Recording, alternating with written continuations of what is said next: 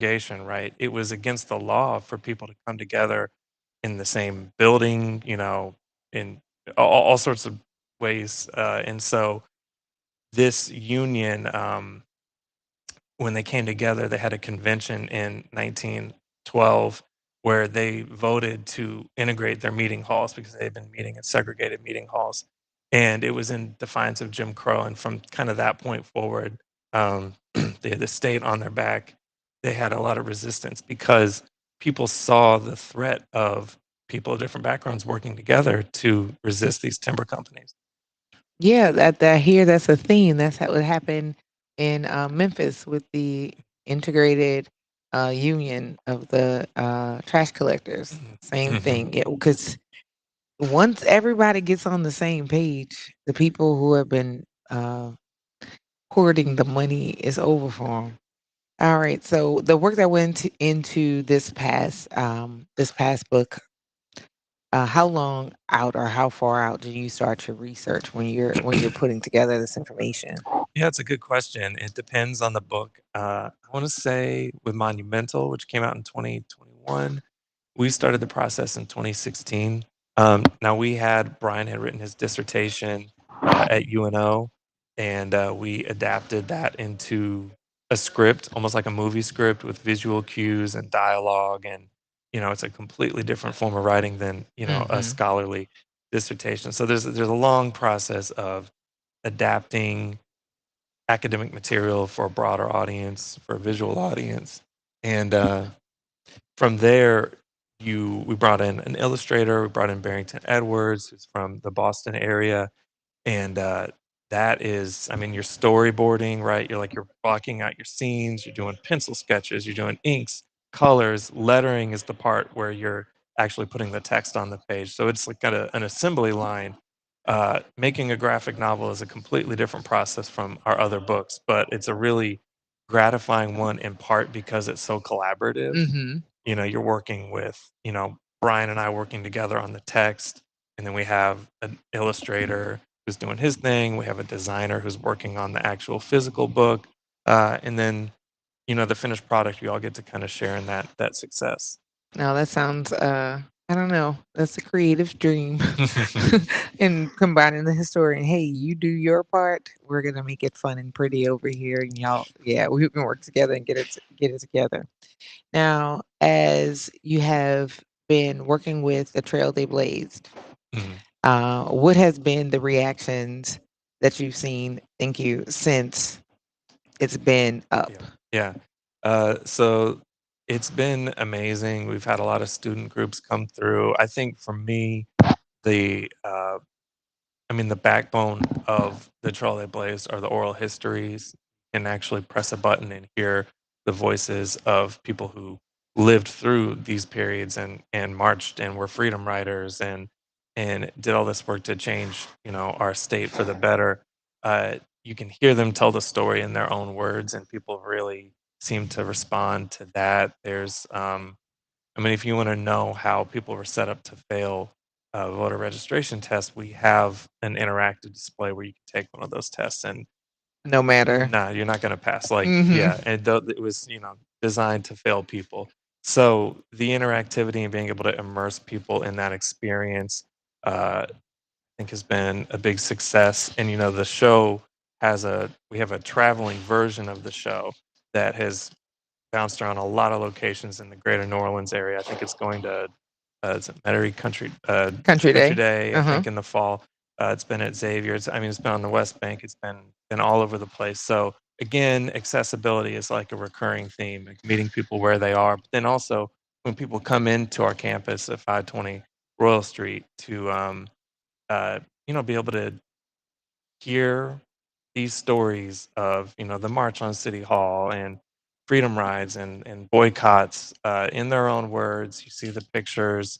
You get kind of immersed in this history, and we've been had the benefit of working with community advisors who are still living, who lived through this. You're going to be talking to Miss Dodie Smith Yes. Simmons later Yes, today, yes. and she's she'll be in the galleries telling people about her life story, and that's living history. That's just invaluable, not just for kids, but for adults too. I mean, when I hear these people speak in that space, you realize how close we are to those times and how We're quickly we not can. far removed, and Yeah, it's a slippery slope right now. right, Literally today, right. it is a slippery slope for sure.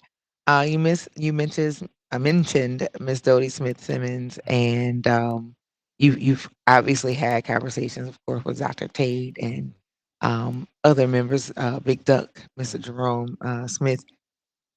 When you listen to them, are you able to imagine, or like do you feel like they've taken you with them when they're retelling the stories? Oh, for sure, for sure. I wrote so to help promote and expand on the stories in the exhibition. I wrote a story about the Freedom Rides and New Orleans' ties to the Freedom Rides on our first draft blog on hnoc.org, uh, titled "Into the Heart of the Beast," which was a quote that was describing the experience of people like Miss Doty and the other Freedom Riders going into these, segregated bus stations in, the deep South, far from home. And I mean, they're 19, 20, 21 years old at the time.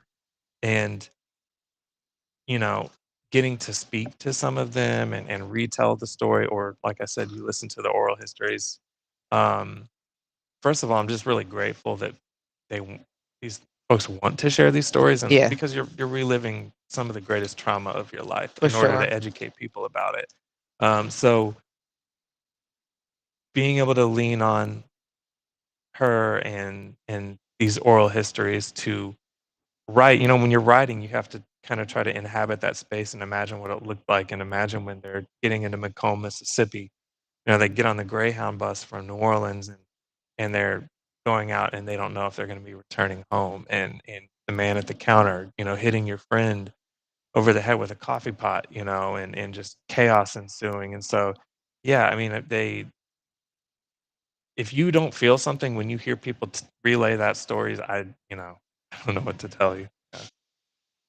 Yeah. Yeah, it can be overwhelming, particularly as we are facing uh, the same discussions, the same conversations that we were facing then, and the idea that it was that long ago, and the people who have lived those experiences still here. It's I think it's really important for people to understand the courage that these mostly young folks, but also like their parents. We have a whole section in the exhibition about the supporters of the movement, because somebody had to feed them, had to house them, had to give them meeting spaces. So it's really a community effort. But the the amount of coordination and courage and people willing to kind of put their necks on the line to make incremental changes. I don't think we today realize how much sacrifice people had to make to give us the privileges that are, at stake today. Mhm. And so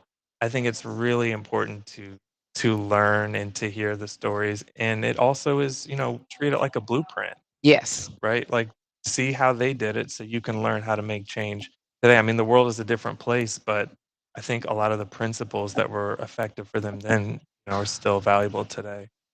Yeah, that is. And I know for someone my age, most of my life, I was aware of racism. A lot of it that was verbally overt, the policies were very covert. Mhm. But on the face, it always presented as things have gotten better. And in comparison, in my 20s, 30s, compared to my parents in their teens, it had gotten better.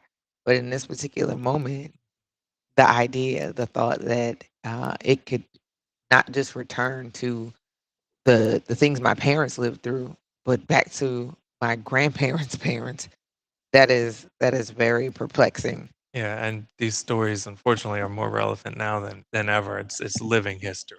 I mean, literally living history, because a lot of these people are still with us, but also because we're so close, and the conversations we're having and the policies and the topics are actively being debated. And another thing about the freedom riders that really always sticks out to me, because we look back on the civil rights era, and there's this veneer of uh, that they were celebrated, right? That this was like everybody came together and this was a very popular thing.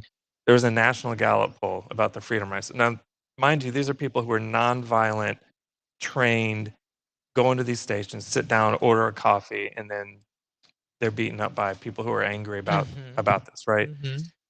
Who did everything by the book, okay? In a national survey, 24% of people, or another way of putting it, 76% of people in the United States disapproved of what the Freedom Riders were doing at the time, in Mhm. 1961. Mhm. So I think that's really important to keep in the back of your head and to think about.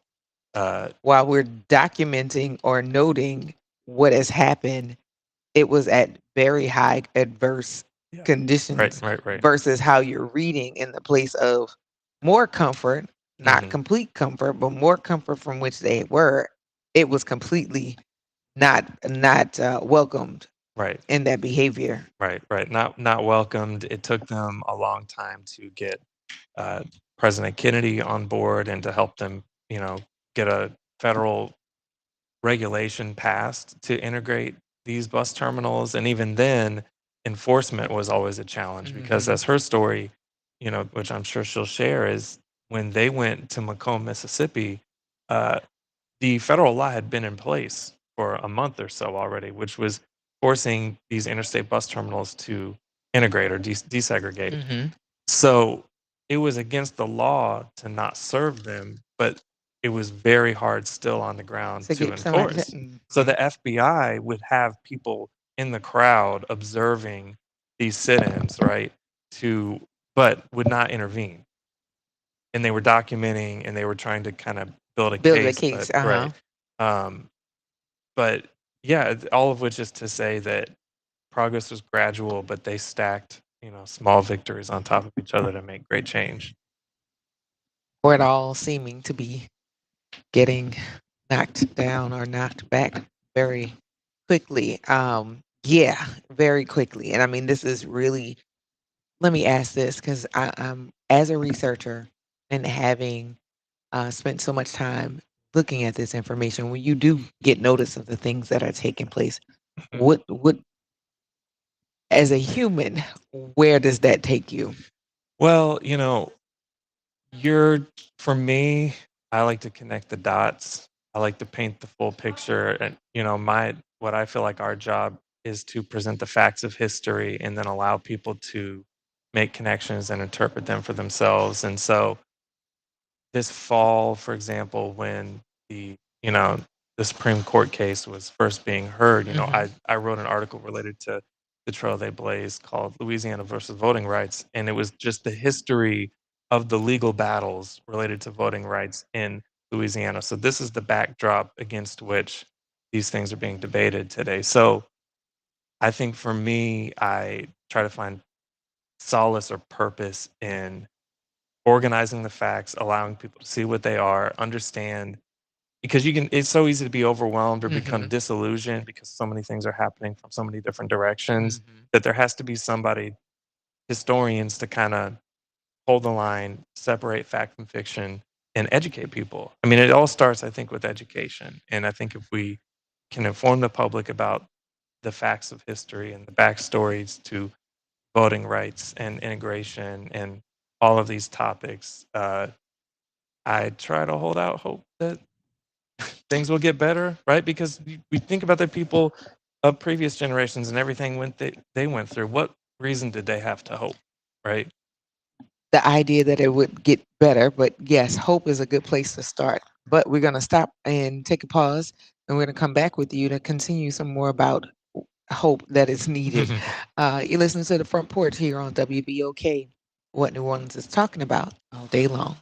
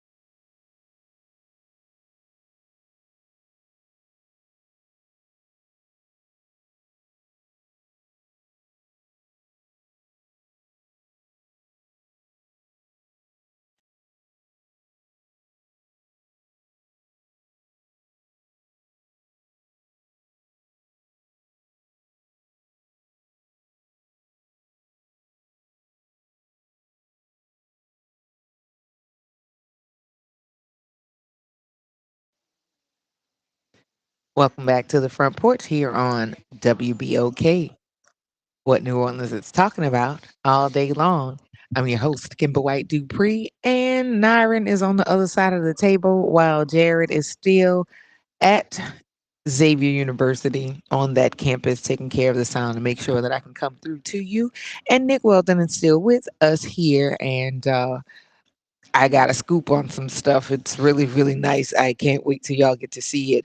But with the projects that you all have been working on to tell stories of history, uh, you have a lot of access to different people, artists, different Mhm. people who have experienced the situation.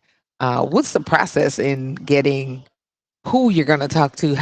What are you going to ask? How does Mhm. that go? Phew. So, are we talking about like making a graphic novel, or are you talking about when we're working on a book, doing an article? Yeah, Yeah, so yeah, you're gonna pull it together for a project, yeah. whether it's a graphic novel Sure. or just a book of history. How does this whole process go? Ooh, man, you got to cast a wide net. You got to cast a wide net and do a lot of research. I mean, you know, with, I mean, the origin story of Timber Rattlers is kind of unusual in that I had gotten interested in the topic because I'm an editor, but I'm also a writer. So, it was something that I was independently researching, and I found there was a document. It was then I couldn't locate it, and it was like a really important document related to this timber union, and there was one guy in one paper who I'd seen cite it, and so I figured I'd call him up. And so I called up this guy's Dave McMarkey. He is the lead author on Timber Rattlers, and he told me he'd found it in a courthouse in Lake Charles, and he said he was working on a graphic novel about the Brotherhood of Timber Workers, and I said, "Oh, that's funny. I am too." So we Mm. decided to join forces and make the book together. So that was kind of just, I mean, when you're doing research and you're going down rabbit holes, as I often do, you find the people who know the thing you need to know, and then you reach out to them and you Hmm. figure out a way to. I'm good at sleuthing people's contact information, and then in terms of like illustrations, every book has a different style, a different vibe, and so with this one, I have a long list of illustrators I really like, and so I'd always wanted to work with Rob Guillory, who's the illustrator for Timber Rattlers. He's based in Lafayette, Louisiana. He's an Eisner Award-winning illustrator from, you might know his series Chew or Farmhand. He's done a lot of really great work, and luckily I convinced him to do this book with us. So it's a little trial and error, and then, when you're doing the actual research for the book, Hmm. it's the same thing. This Timber, as opposed to Monumental, is a story about working class people who didn't, leave significant paper trails or anything. So in a lot of cases, you don't necessarily know what they look like. This is a visual book, so you got to try to get an idea what people look like. So I'm on Ancestry and all these genealogy sites trying to find descendants of people who I Hmm. might be able to reach out to. And so that was a fun process working on this book, is tracking down the living great grandchildren and such of some of the main characters in our book, many of whom had no idea that their ancestors were part of this major movement. So not only are you getting really helpful background information, but you're able to share this story with family of people who were like, for example, one of the main characters in Timber Rattlers is a woman named Fredonia Stevenson. And Fredonia operated the what was called the Working Man's Hotel in a town called Maryville, Louisiana, out in western Louisiana. And so she was, which was rare in this time, an independent uh, businesswoman who ran a hotel basically for workers coming and going through that town. And she ended up becoming the secretary of the union, the Hmm. leader of the union during its kind of more climactic moments. There was a major strike in Maryville, and she was on the front lines. And I got in touch with her great granddaughter in California, who's a part of her teachers union, and she Hmm. said, "My great grandmother did that. She was a part of," and so it's just so cool being able to connect these stories and help people learn about their family history while telling a story that has greater impact for all of us. So you never know how you're going to find people or who you're going to find, but I mean that's kind of the fun of the process of making these things. Yes, absolutely. We got to take another break, y'all. You listen to the Front Porch here on WBOK. What New Orleans is talking about all day long.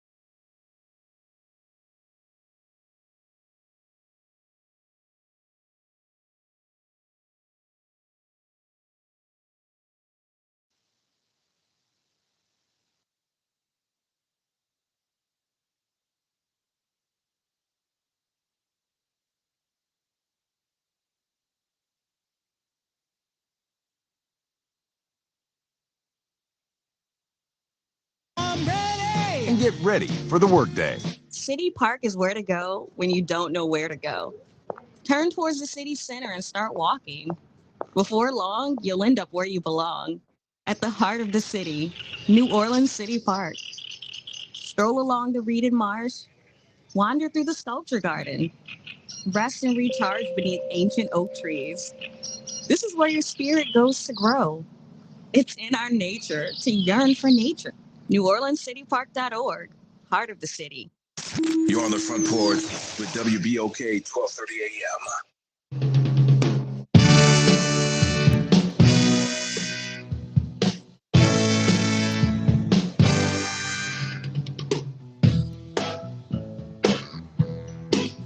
I'm gonna wait till the midnight hour.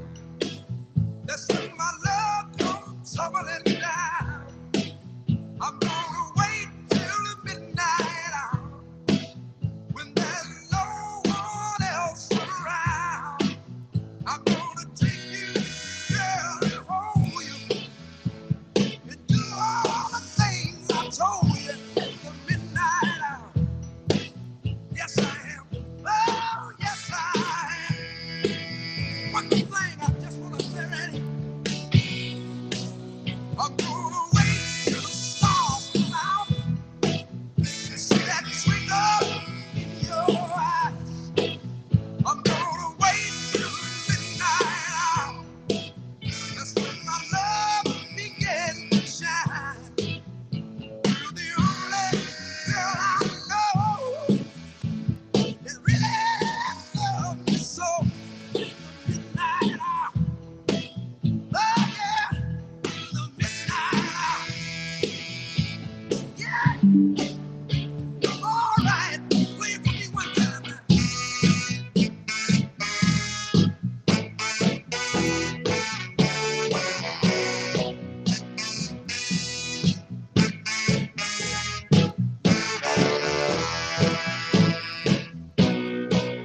I'm gonna wait till the midnight hour.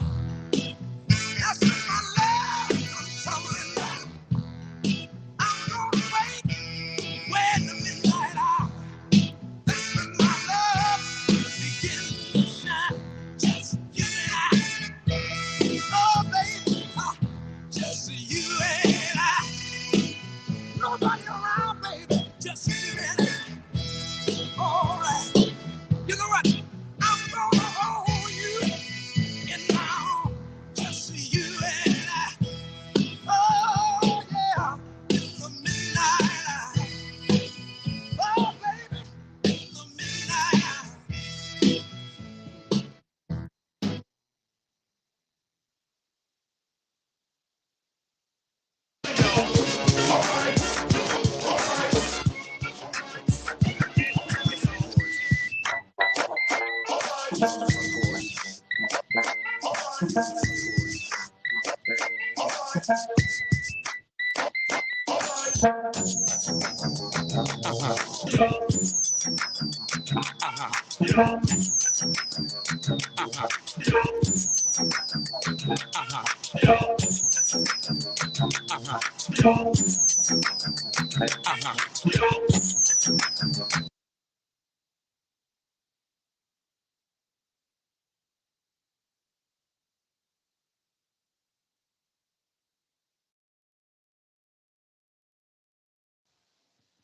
Welcome back to the front porch here on WBOK. What New Orleans is talking about all day long. I'm your host, Kimber White Dupree, and Nyron is along with me over at 520 Royal and on the campus of Xavier University. Jared Bro is ready and on the on the board. And still with us, we have Nick Weldon, who is. We're still talking about all of these things, his collections. But really quickly, I want to jump to the lines. I hear Elwin is on the phone. Good morning, Elwin.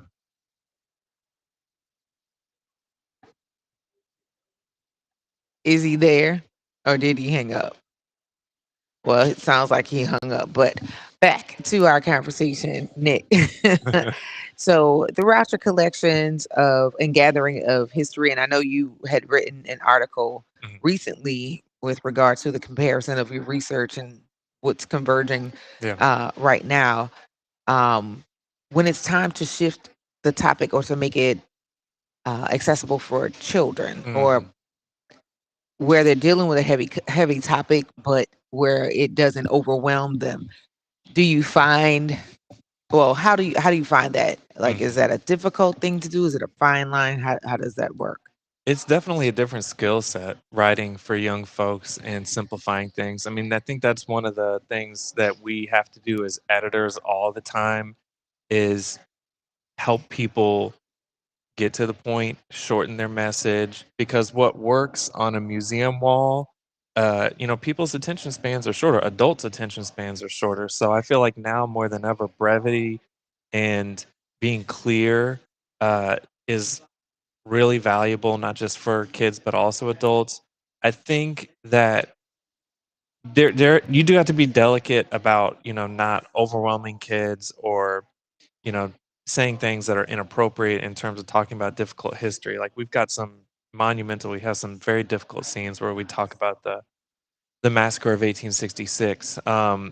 We've got a few scenes of violence. I think that it's a balancing act. I think that you can't sanitize. I think the worst thing you can do is Is to sanitize do what has so, happened. yes. Kids can handle a lot more than we think they can, or at least a lot of folks think that they can, as long as you make it simple, make the facts and the people and what happened and what took place clear. I mean, we can't be afraid to have difficult conversations with kids Hmm. because the world is going to expose them to these things, whether you want to talk about it or not. And if they're So, ill equipped, it'll be like somebody be bursting their bubble of fantasy because you're basically right. selling them something they're probably not even experiencing, even Mhm. though you're not having the explicit conversations with them about it.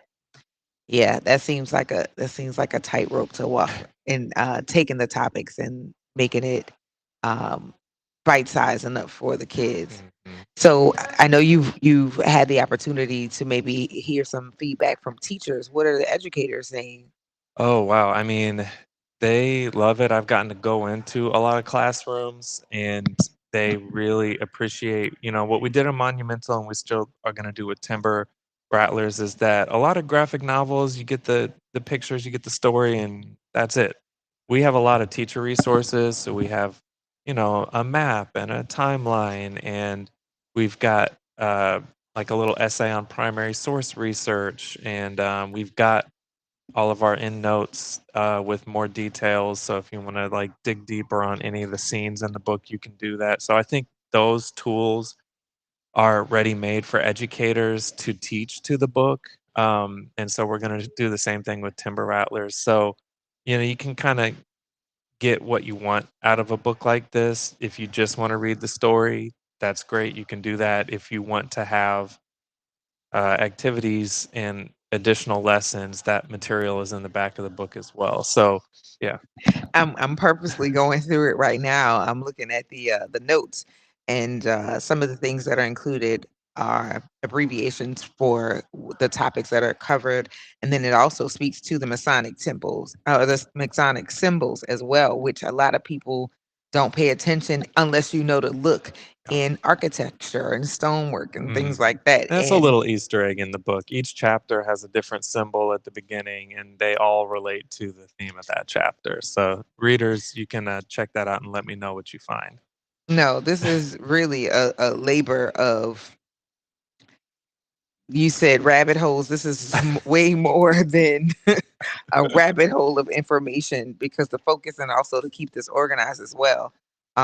Yeah, I know what it feels like to write research just in general, but Right. to be able to flesh this out into what a screenplay and or script.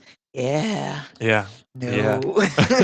Thank you, brava, bravo. Yes. And you get to speak to a lot of different audiences because there's people that was something with Oscar Dunn that nobody had written a biography of him before. I mean, the most you'd seen is in Du Bois' Black Reconstruction from 1935. There was like 2 paragraphs about Oscar Dunn, and there was maybe 1 or 2 journal articles written in the early 1900s that referenced him, but not in depth. So making the first full-length biography of him as a comic book was a challenge because we wanted to have the comic element, but we also wanted to make sure that we had his full story in there so that when scholars and this book has now been cited quite a bit by people doing additional research on Reconstruction, and and Oscar Dunn because none of these facts of his life had been pulled together before. So we had to serve a lot of different audiences with it, which is why you have all of that additional material in the back. Yeah, that's anxiety triggering.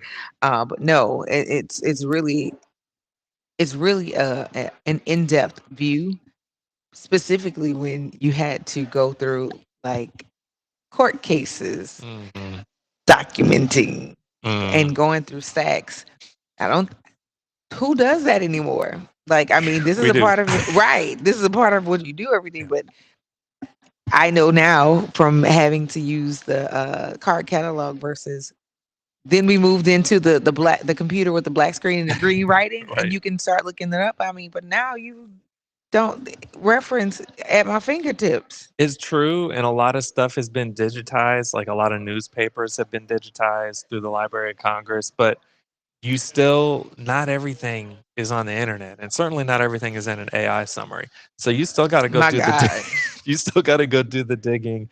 I mentioned during the break that for the Timber book, I had to access some sources for that book. I had to contact the Chief Justice of the District Court in Lake Charles to unseal a 100-year-old court case so that I could just go look at uh, a pamphlet from a conference of the union so there were documents in that case that I knew I couldn't get anywhere else that hadn't Right. been digitized. So that's kind of the fun part of this work is that you get to see stuff that people haven't looked at in 80, 90 years, and definitely is not on any internet repository. So there's still stuff out there that, as a historian, as a researcher, as a student, Hmm.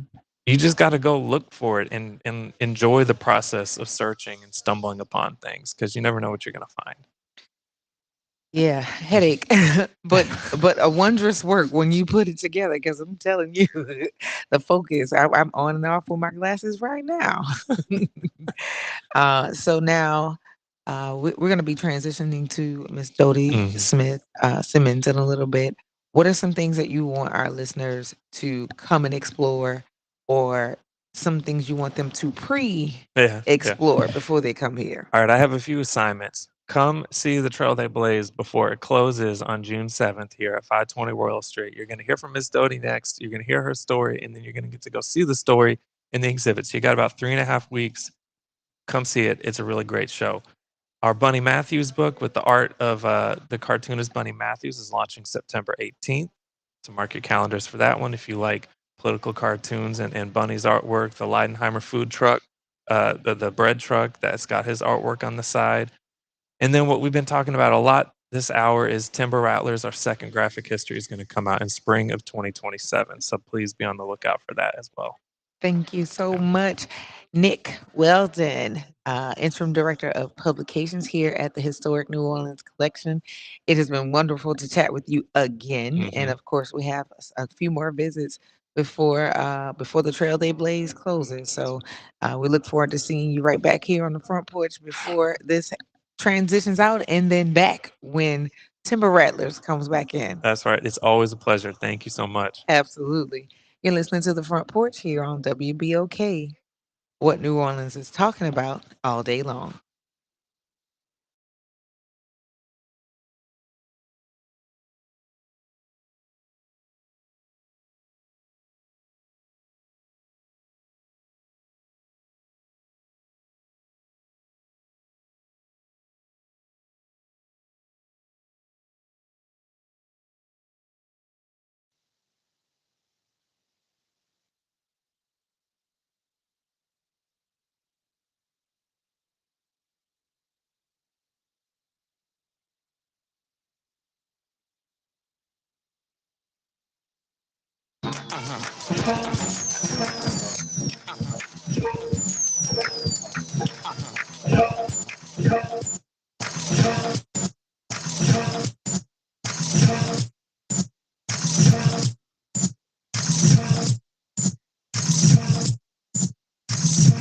Okay merchandise, the perfect way to wear your love for the station.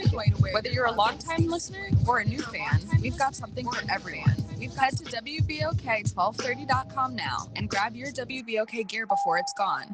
When you buy WBOK merch, you're not just getting quality items, you're supporting the station you love. Good Thursday morning. I'm Daryl Forges with WDSU News, and here's your headlines. Happening this morning, the full Senate is expected to take up a final vote on a new congressional map that's caused controversy and tensions in Baton Rouge and across the state. The Senate and Governmental Affairs Committee moved forward with Senate Bill 121 after nearly 10 hours of public comments. That opinion was only one majority black district. The committee struck down Senate Bill 407, which would have kept both majority black districts. Today, the New Orleans City Council will meet to discuss a lawsuit against several city leaders stemming from the controversy surrounding the clerk of court office. It comes as Attorney General Liz Murrow sent letters to Mayor Helena Moreno and other city leaders claiming if they move forward with an interim clerk, they could be removed from office. This after the legislature passed a bill to merge the criminal and civil district clerk. Judge Calvin Johnson was appointed to interim clerk, and a special election to permanently fill the position was called. Former civil clerk Chelsea Napoleon then filed a lawsuit against the city to keep her position, which led to the Attorney General's claims on Wednesday. Now, Murrow responded again on last night, saying in part, quote, if someone is intimidated by being told to follow the law, perhaps that should signal the need for self-reflection. Today's council meeting is set for 2:15 p.m. I'm Daryl Ford. It's not your headlines for WBOK. Norman Robinson is back. Can you hear me now? And he's taking no prisoners. Can you hear me now? Each weekday, Norman Robinson brings you commentary with Off the Top. The incident was shocking, disturbing, disgusting, disappointing, and sad. Each weekday, Off the Top with Norman Robinson is heard exclusively right here. It's Off the Top with Norman Robinson on WBOK 1230 AM. Hey y'all, make sure you tune in on Thursdays at 12:30 p.m. for the Ruba Chef Bunny, sponsored by Blue Plate Mayonnaise on WBOK 1230 AM. You're on the front porch with WBOK 1230 AM.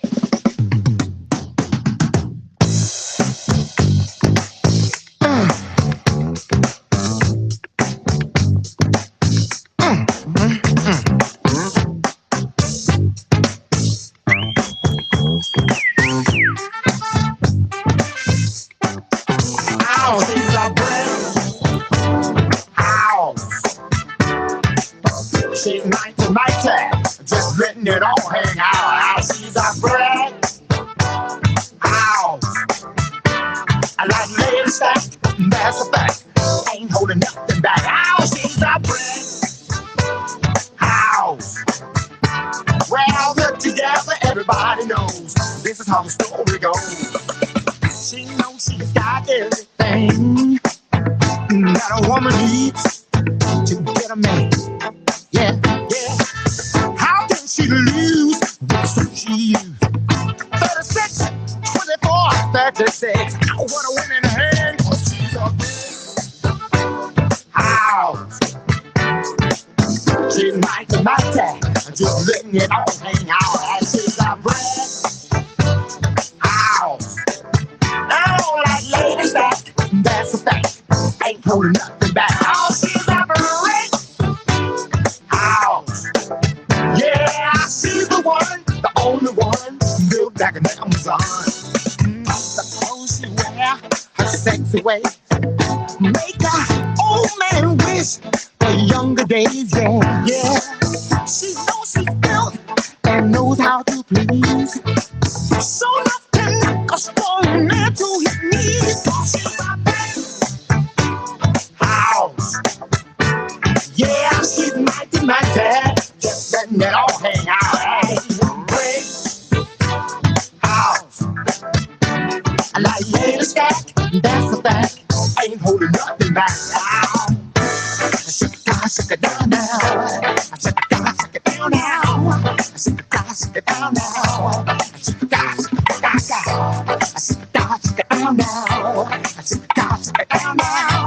Shake it down now. Shake it down now. Break house.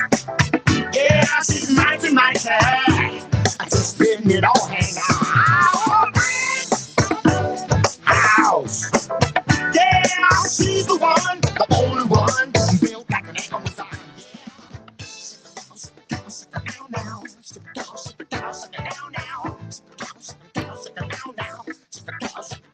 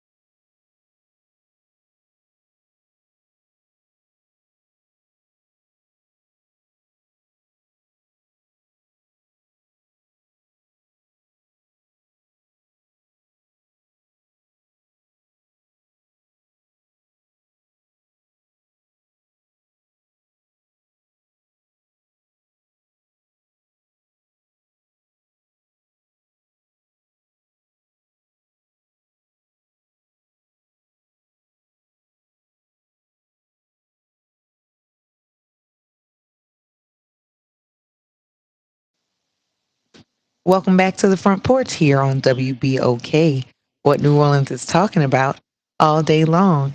I'm your host, Kimber White Dupree, and we are still at 520 Royal Street in the French Quarter at the Historic New Orleans Collection.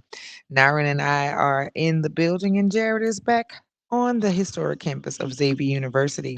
And that was an exciting conversation with Nick Weldon about all of the stories that they're creating to be accessible to all in our community to give them history on things we don't necessarily get to talk about. But I have someone who has made history and is living uh, her story.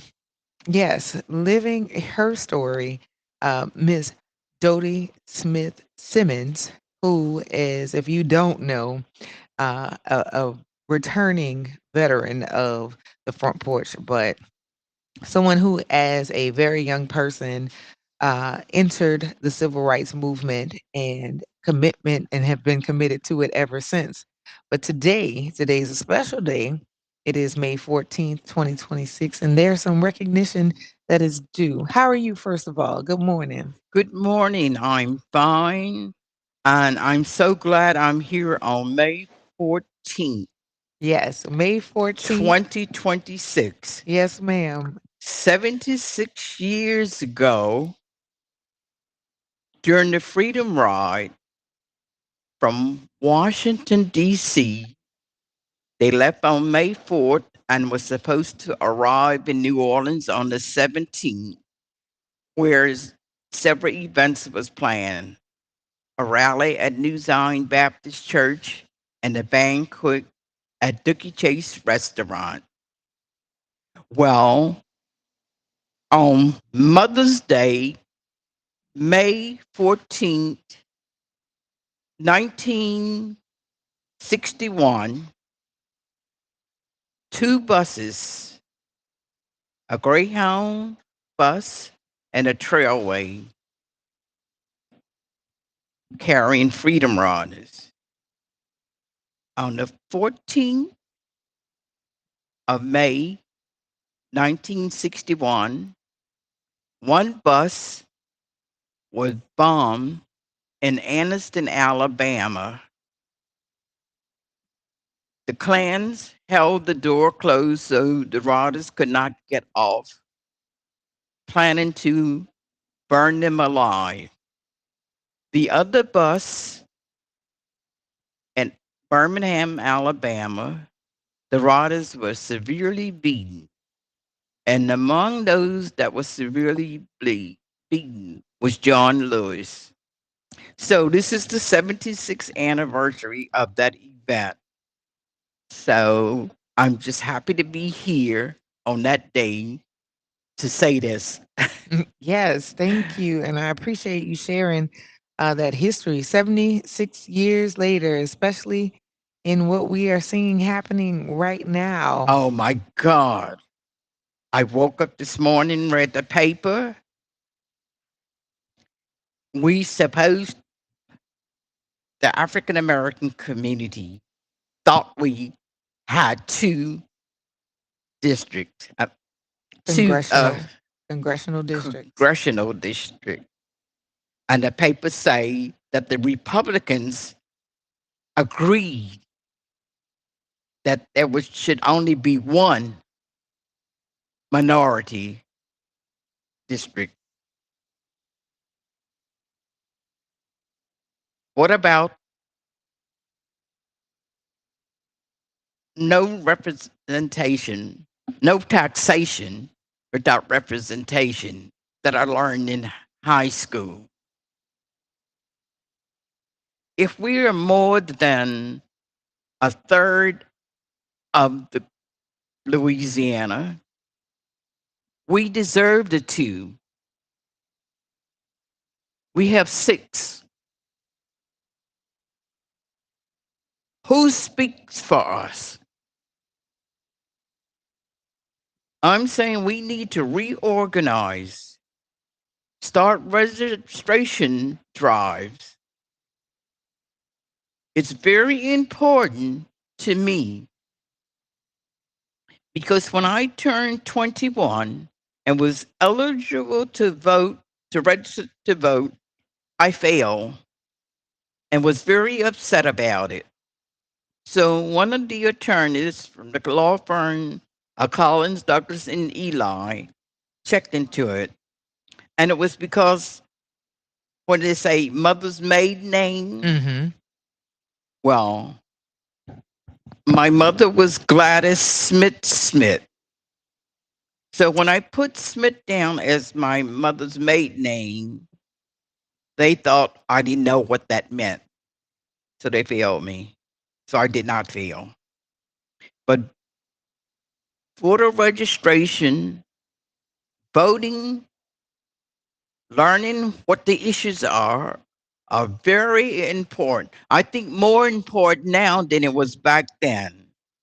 I came here to talk about other things, but when I read that, I say this cannot happen. We need to organize again. I just can't believe it. How will these Republicans feel if that was done to them? If instead of having 4 districts, they had one. Let them put themselves in my shoes.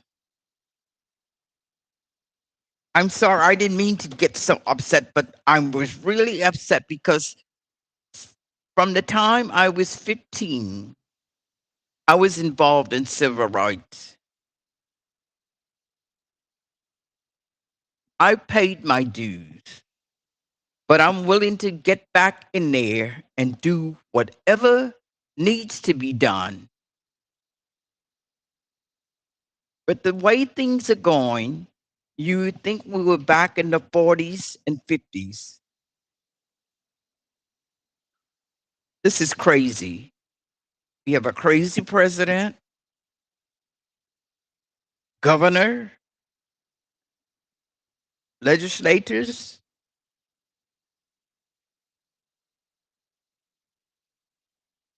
We're all the same. We may be different colors, but we are one people. They need to think about that. All we ask for is equality and equal treatment. So, what are we going to talk about today? My goodness gracious. I'm so grateful to hear you speak and share um share some of your lived experiences, because I think now more than ever, there's so many of us that need to have that fire lit. If the flame had been cooling, it needs to be reignited, because we are in this particular point, not just going back to the 30s and 40s, they're trying to take us back to Jim Crow. Thank you. And what's after that? If they get their way, what's after that? And so our ways of life right now are being threatened, and it's not just impacting our community, which I think now, with the finances that people are having to struggle to Yes. survive in their lives, some people are finding some commonality and willingness to work with us. However, some are still clinging on to the Confederacy. This is like this is the last stand of what was left of the Confederacy, and it's enough of them to Exactly. work together. Exactly. I just hope that we figure out a way to get together and, like you said, organize so that we can. Well, I don't think we need to figure out a way. We know the way. Go back to the civil rights movement of the 60s and do what we did back then. I also saw in the paper this morning that there is oh, what was this? They, they started a thing Yes, to recall the governor to and the attorney recall, general, both of them. yes, Yes. yes, find out where it's happening and go sign up because these two people are the ones who trying to resegregate us to act like people of color do not matter. Well, I'm here to say that I matter and all my people matters. Just like they think of their people. Like I say, we're all the same, different colors only. And what is this big deal with color? That has always intrigued me. And to be honest, I ain't never seen a white person. Mm, What color is this? white.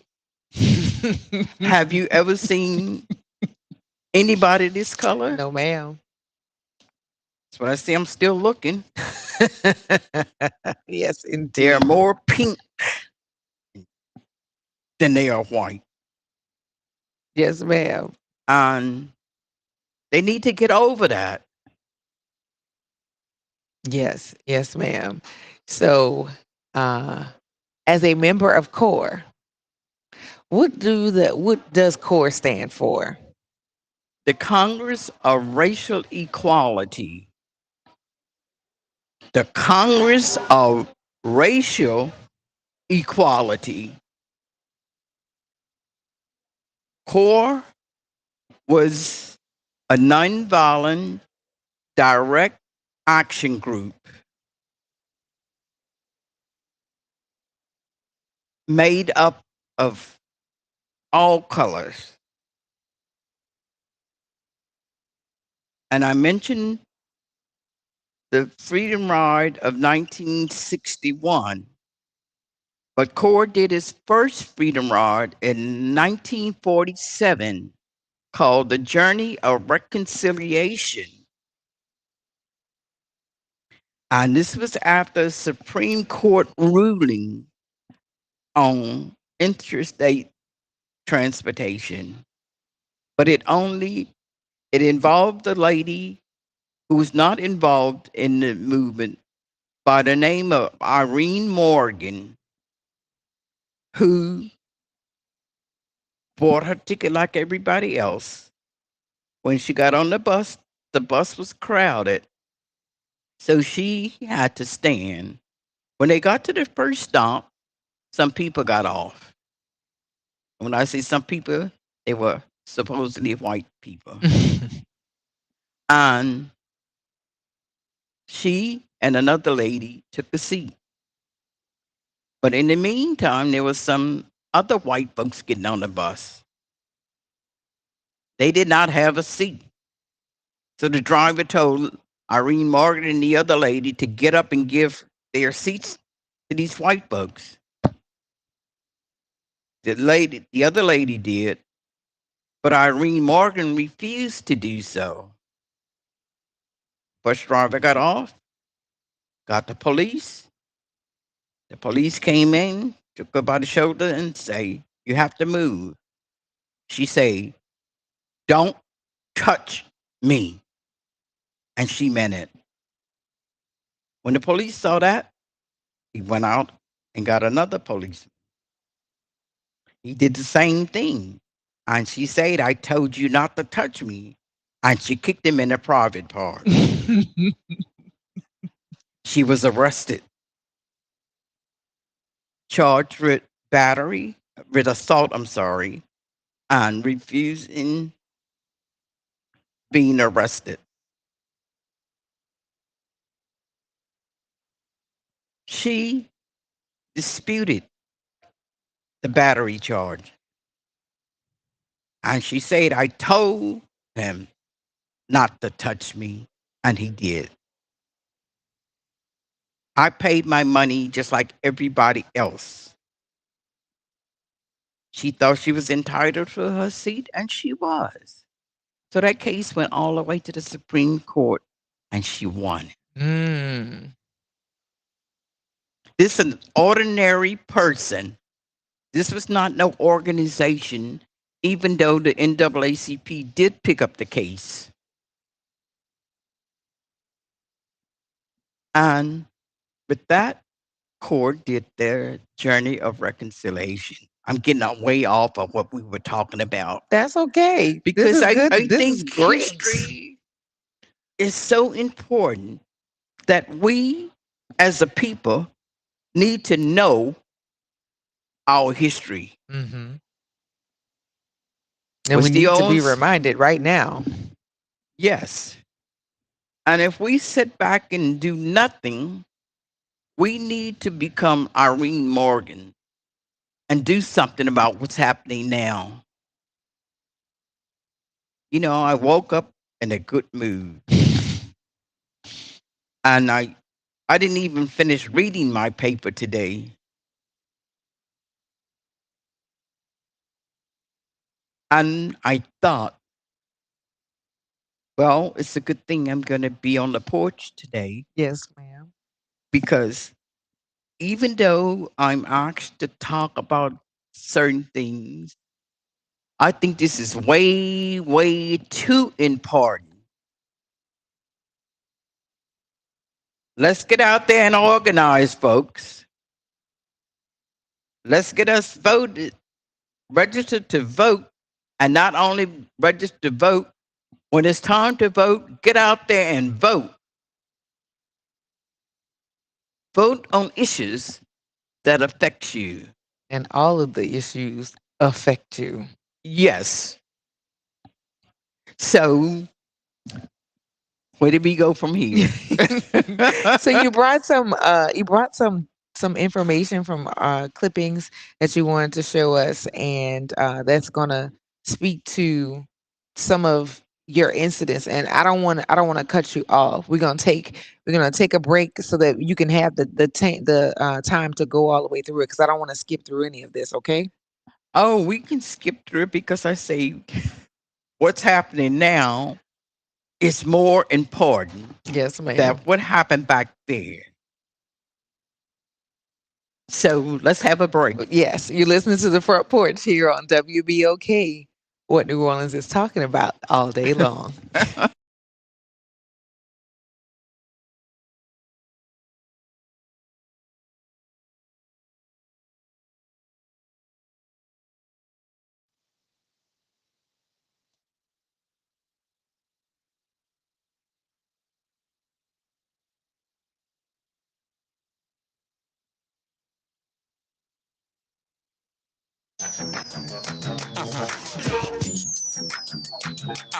This is your news update for WBOK from WDSU.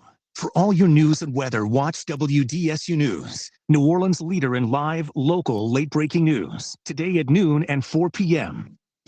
Expecting lots of sunshine today with highs reaching 85 to 87. We'll also notice slightly lower humidity today and Friday. Lows fall to 58 to 63 on the North Shore and 67 to 69 on the South Shore. Mostly sunny Friday with highs reaching 84 to 87 degrees. From the WDSU First Warning Weather Center, I'm Raven Reshaw. This is The Law in Your Legacy. I'm attorney Pete Hamilton. I'm attorney Ryan Hamilton. If you had $1 million, would you leave it to an 18-year-old? Hopefully not, but that's exactly what can happen with a simple will. The money goes straight to your kids when you hit the legal age, no guardrails. A trust lets you control when and how they receive their inheritance. You can set ages, milestones, or even make sure they finish school first. Give them security, not a spending spree. This is not legal advice. That's just a tip brought to you by Liberty Bank and Trust. For more information, go to libertybank.net or contact us at 504-915-5016. You're on the front porch with WBOK 1230 AM. Silent night, holy night, all is calm, all is bright, round yon virgin, mother and child, holy infant, so tender and mild, sleep in heavenly peace, sleep in heavenly peace.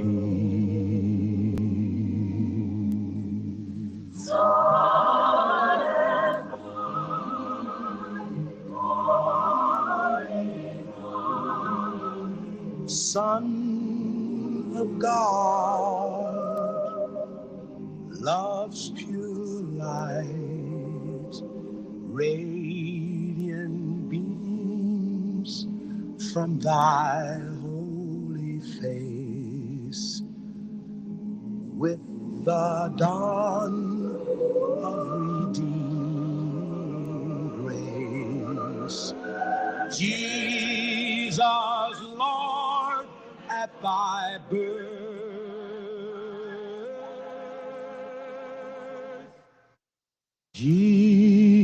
Jesus, Lord, at thy birth.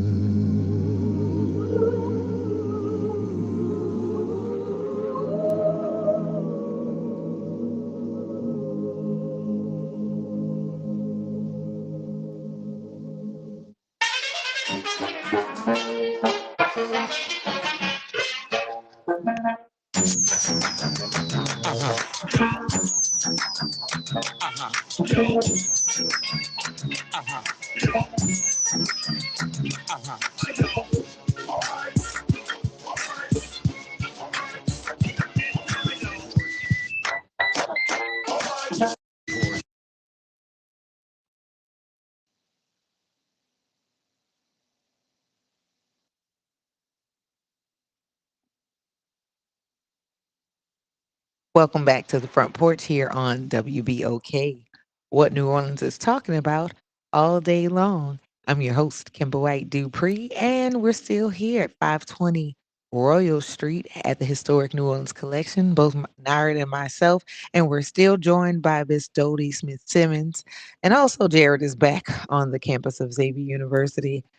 I am fascinated and also floored and also in a whirlwind listening to the things that you've lived through and things that you have seen and experienced, and now to see some of the undoing.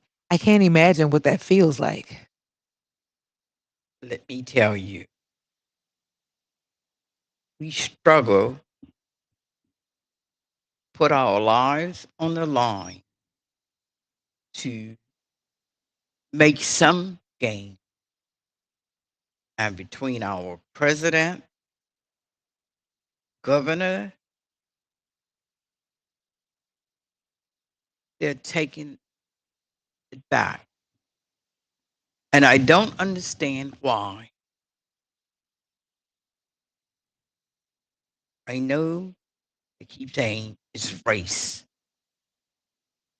but what does the color of your skin have to do with anything?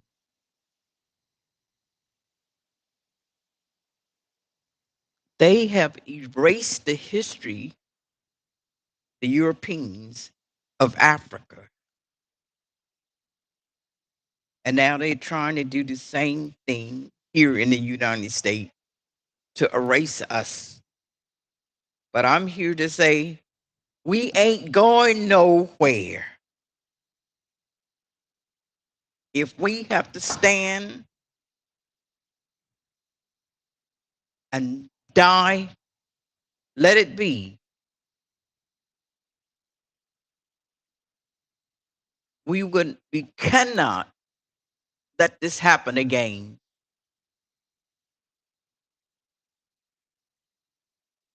For everybody out there, not just black and brown people, everybody, this affects you too.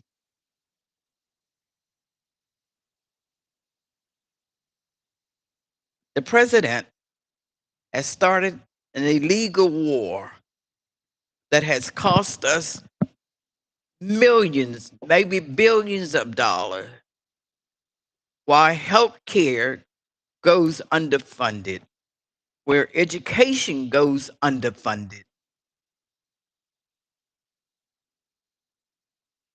And as this old song used to say, war, what is good for? The answer is absolutely nothing. But we, when I say we, I mean the president, your Republicans, don't do a thing about it. They all act like they are afraid of Donald Trump. What does Donald Trump have on you, Governor?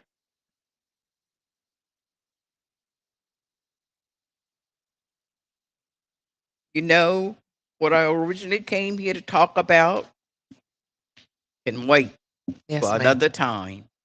Yes, ma'am. But we need to come together, all of us, and strategize about how to fight this. Like I said, I woke up in a good mood this morning until I read the front page. And that's as far as I got in my paper today. But do you have hope? And what Oh, does there's hope look? always hope. Yes, ma'am. What hope and who are you looking for to show us that there's a demonstration of hope or that hope is still exists? I'm looking for all of us, especially young people. Hmm. Young people everywhere have always been in the forefront of movements. Look at Tiananmen Square. Look at what happened in Egypt. Look at what happened here in the United States. Young people, we need to start organizing ourselves. I can't believe after all these years that I'm back here doing the same thing I did all those years ago. Yeah, that is an unfortunate reality of people not participating or thinking that people who have taken the time to study how to dismantle the rights that were fought for. Uh, that this has been years in the making, but it's not too late for us to get involved and to make some changes to move the ball back on the other side of the field because it's not hopeless. It's just tiring and that's the Yes. goal, is to wear you out so that you won't participate. But now, you might have to put it down or pass it to somebody else for a little while, but you don't stop. You know, I would like to repeat what my dad, Sam Smith, used to say to us kids. It was 10 of us. If you want something done, do it yourself. Don't sit around waiting for others to do it for you. And I think my dad only had a third grade education, but he had a lot of common sense. And when I remember my dad saying that to us all the time, that was my cue to join the civil rights movement. That was my dad giving me permission to go out there and fight for our rights. We should all listen to Sam Smith and try to do what's right. And I think I need a little breather now. Yes, ma'am. But and that breather is during the civil rights movement, when we had nothing to do but sit around, we sang. And I can't sing, but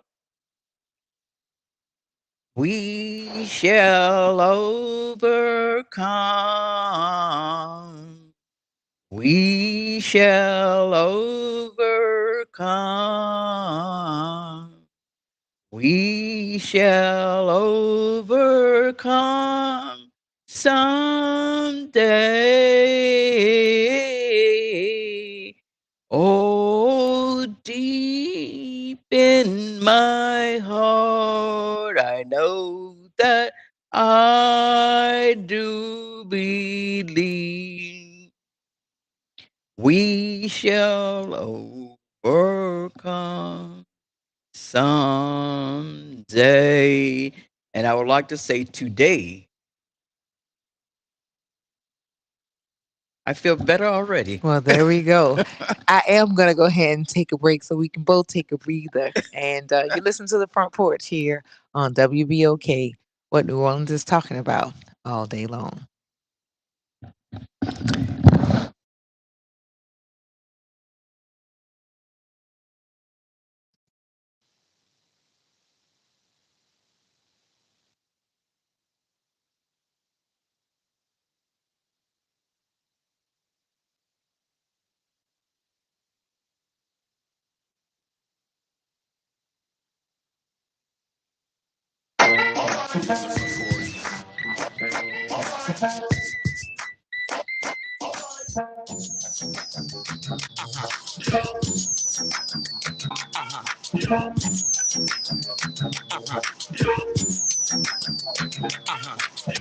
From the campus of Xavier University, WBOK Go and Equity Media Station. I'm Esther Dillard with BIN News Now. Louisiana state lawmakers are advancing a GOP-led redistricting effort that would eliminate one of two majority Black congressional voting districts. WVUE reports the Louisiana Black Caucus held a news conference about it, some threatening legal action. State Senator Royce DePlessis. It's actually a racial gerrymander because it actively minimizes the voices of Black voters. A floor vote on the legislation is expected in the state Senate today. Florida's Attorney General is escalating a fight with the NFL over its diversity hiring policy known as the Rooney Rule. The Florida AG is arguing the rule may violate state laws against race-based hiring. And Michael Jackson's daughter is racking up a legal victory in LA. Paris Jackson claimed over $625,000 in bonuses paid to law firms in 2018 were excessive. Get BIN News Now on demand 24/7 on the iHeartRadio app. You're on the Front Porch with WBOK 1230 AM.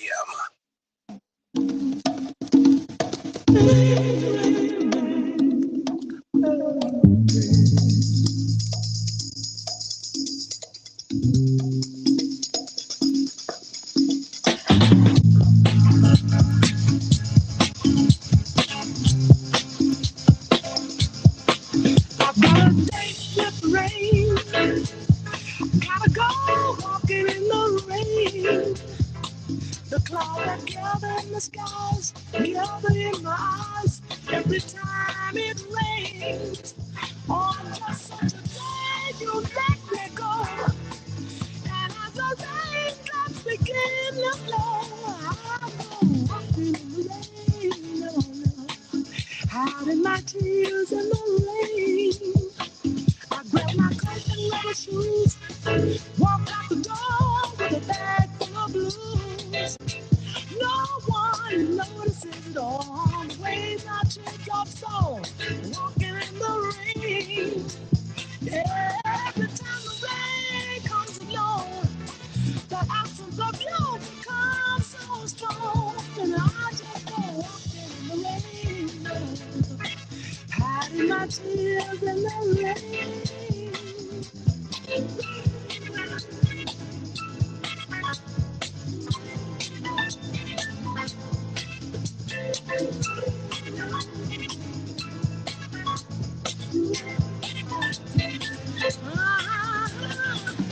Just such a day you let me go, and as the raindrops begin to flow, and I go walking in the rain, hiding my tears in the rain. I've gotta face with the rain, gotta go walking in the rain. The clouds that gather in the skies, gather in my eyes every time it rains. On just such a day, you let me go. And as the raindrops begin to flow, I go walking in the rain, hiding my tears in the rain. I grab my coat and rubber shoes, walk out the door with a bag full of blues. No one notices it all. The waves I take off so, walking in the rain. Every time the rain comes along, the absence of you becomes so strong. And I just go walking in the rain, hiding my tears in the rain.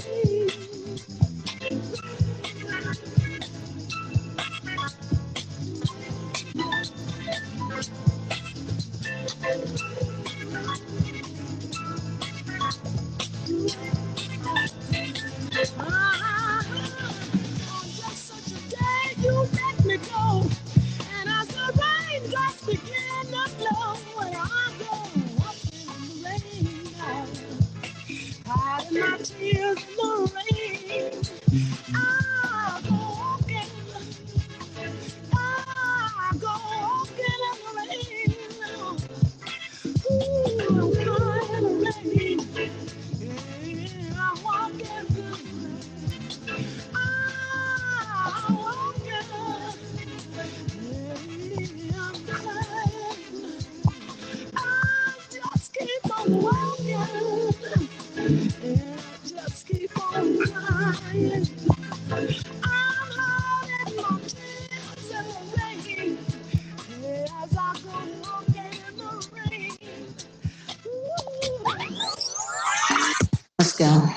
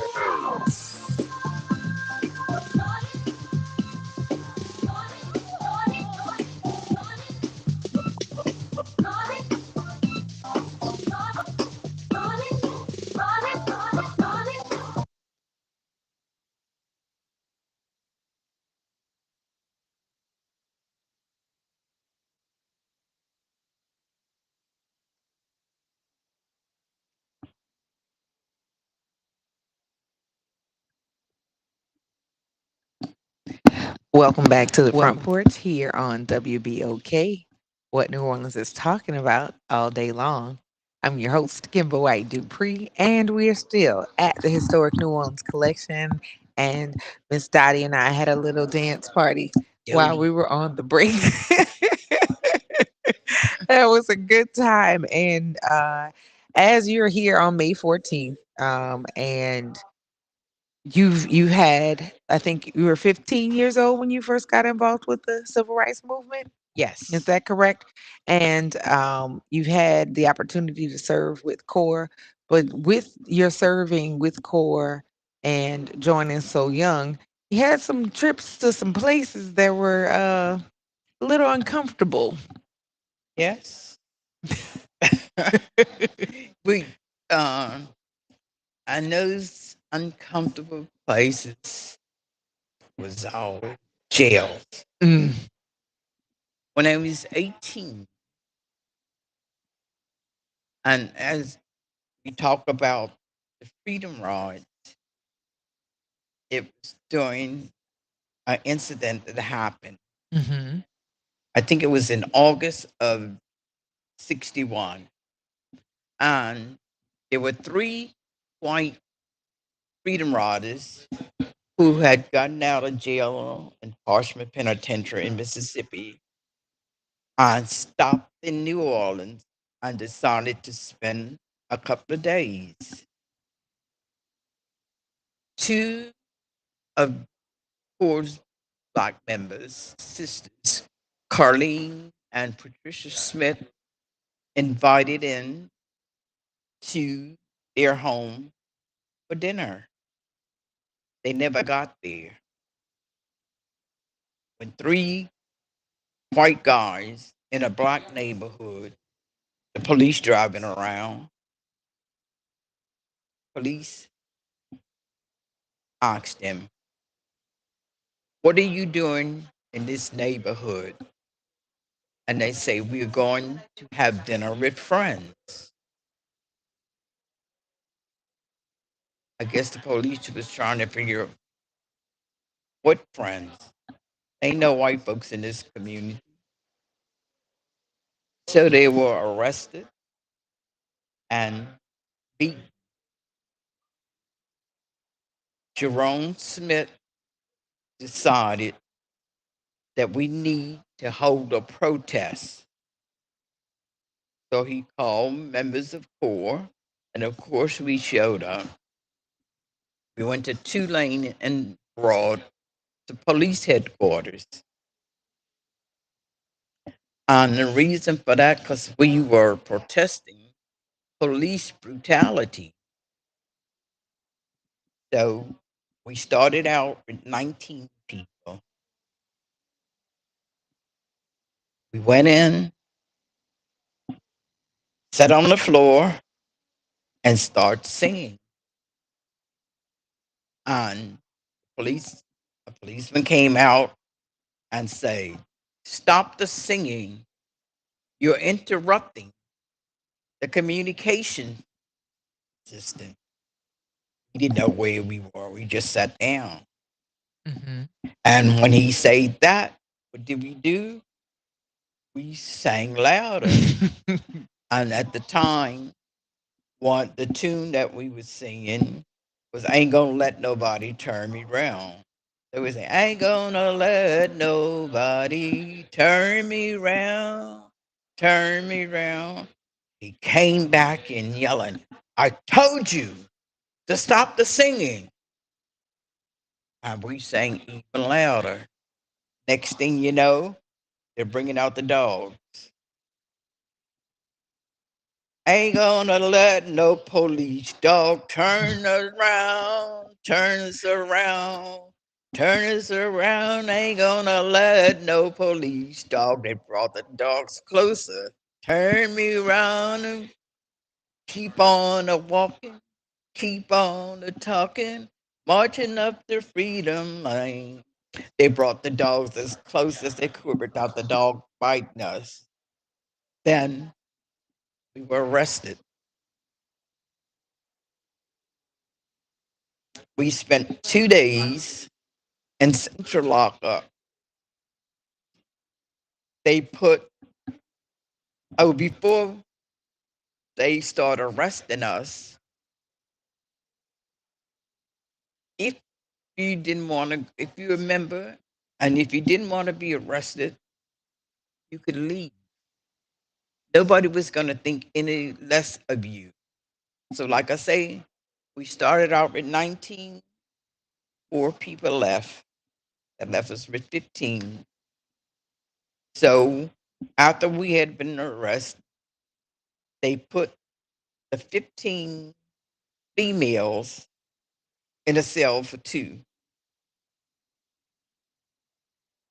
We did not sleep at all. So we sang all night because we no place to sit, no place to sleep.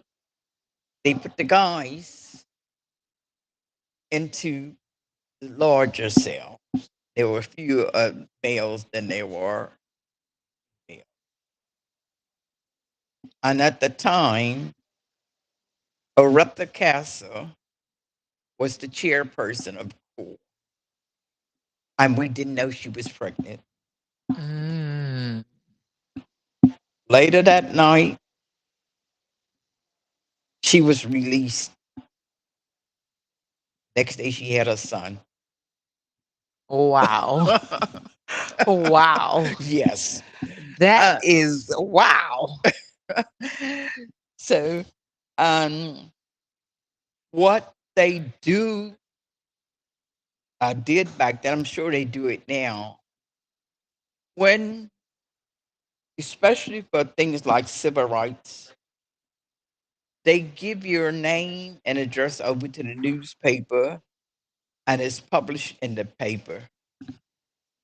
So if there's somebody out there that want to drive by your house and have a drive-by shooting, they knew where you lived. Mm.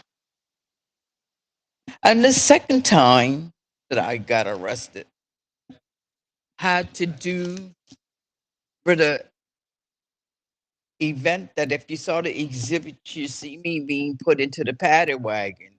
And that was at the Lower State Theater when Nine of us. The ticket booth was outside. So we encircled the ticket booth. Were told to leave by the manager. Then the police was called. They move on. We didn't. We sang again. That's what say, music was always a part of the movement. Mm-hmm. It held us together. It made us think that we could take anything. So bring it on. And I still sing freedom songs all the time. And when we were finally arrested, they didn't pick us up. They brought out the dolly and lifted us off the ground, put us on the dolly, drove, pushed us up to the paddy wagon. See here. Yes, ma'am. And again, here's the Times Picayune with our name, age, and address. No privacy concerns. None. Uh. On the last one, and I finally realized that I thought it was when we did that, but when I saw what I was wearing, I say this couldn't have been the time over Easter. It was the time we did a protest in solidarity with Southern University in Baton Rouge. Okay. There were hundreds and hundreds of people participating, and they saw that they couldn't house all of those people. So a deal was made where they would release all but 12 people Why that? Why all but 12? because they couldn't house all those people. Okay. They never expected, oh, I don't know if it was 1,000 or more, but it was a lot of people. So the 12 people who were arrested were all core members. And that was over the Easter break. So that's why they were in town. So we were arrested.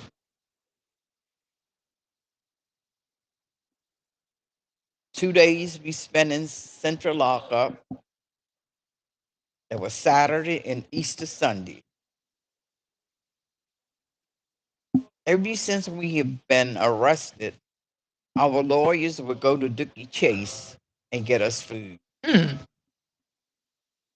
This is when we were in central lockup. So, because we've only been in jail in central lockup for 2 days for the other arrests, we thought that was going to happen. Mm-hmm. After the 2 days in central lockup, we were sent to parish prison. And how Yes. did that go?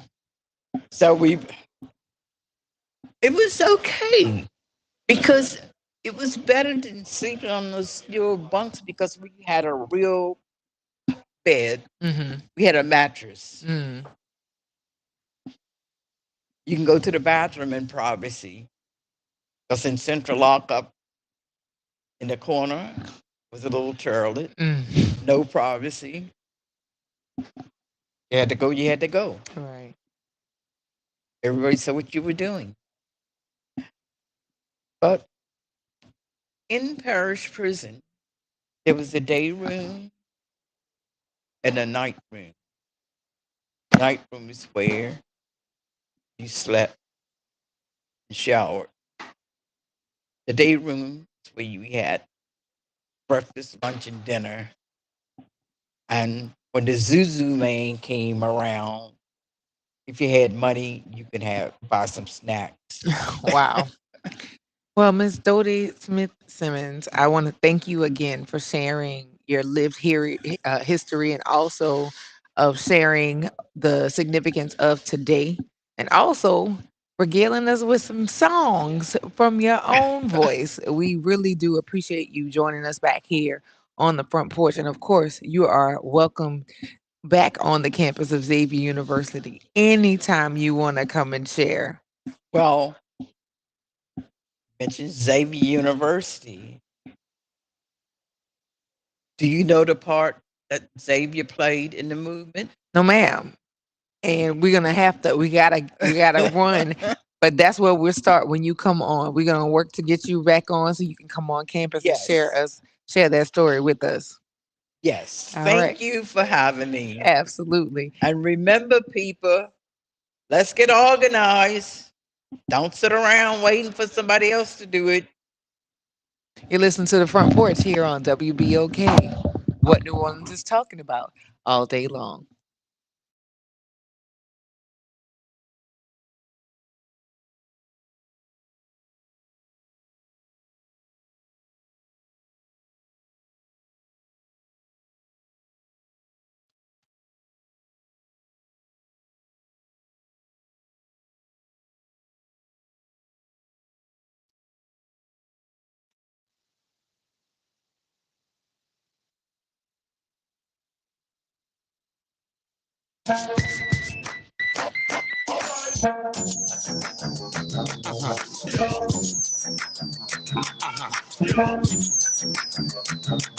Good Thursday morning. I'm Daryl Forges with WDSU News, and here's your headlines.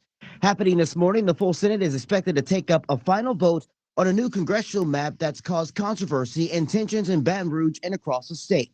The Senate and Governmental Affairs Committee moved forward with Senate Bill 121 after nearly 10 hours of public comments. That opinion was only one majority black district.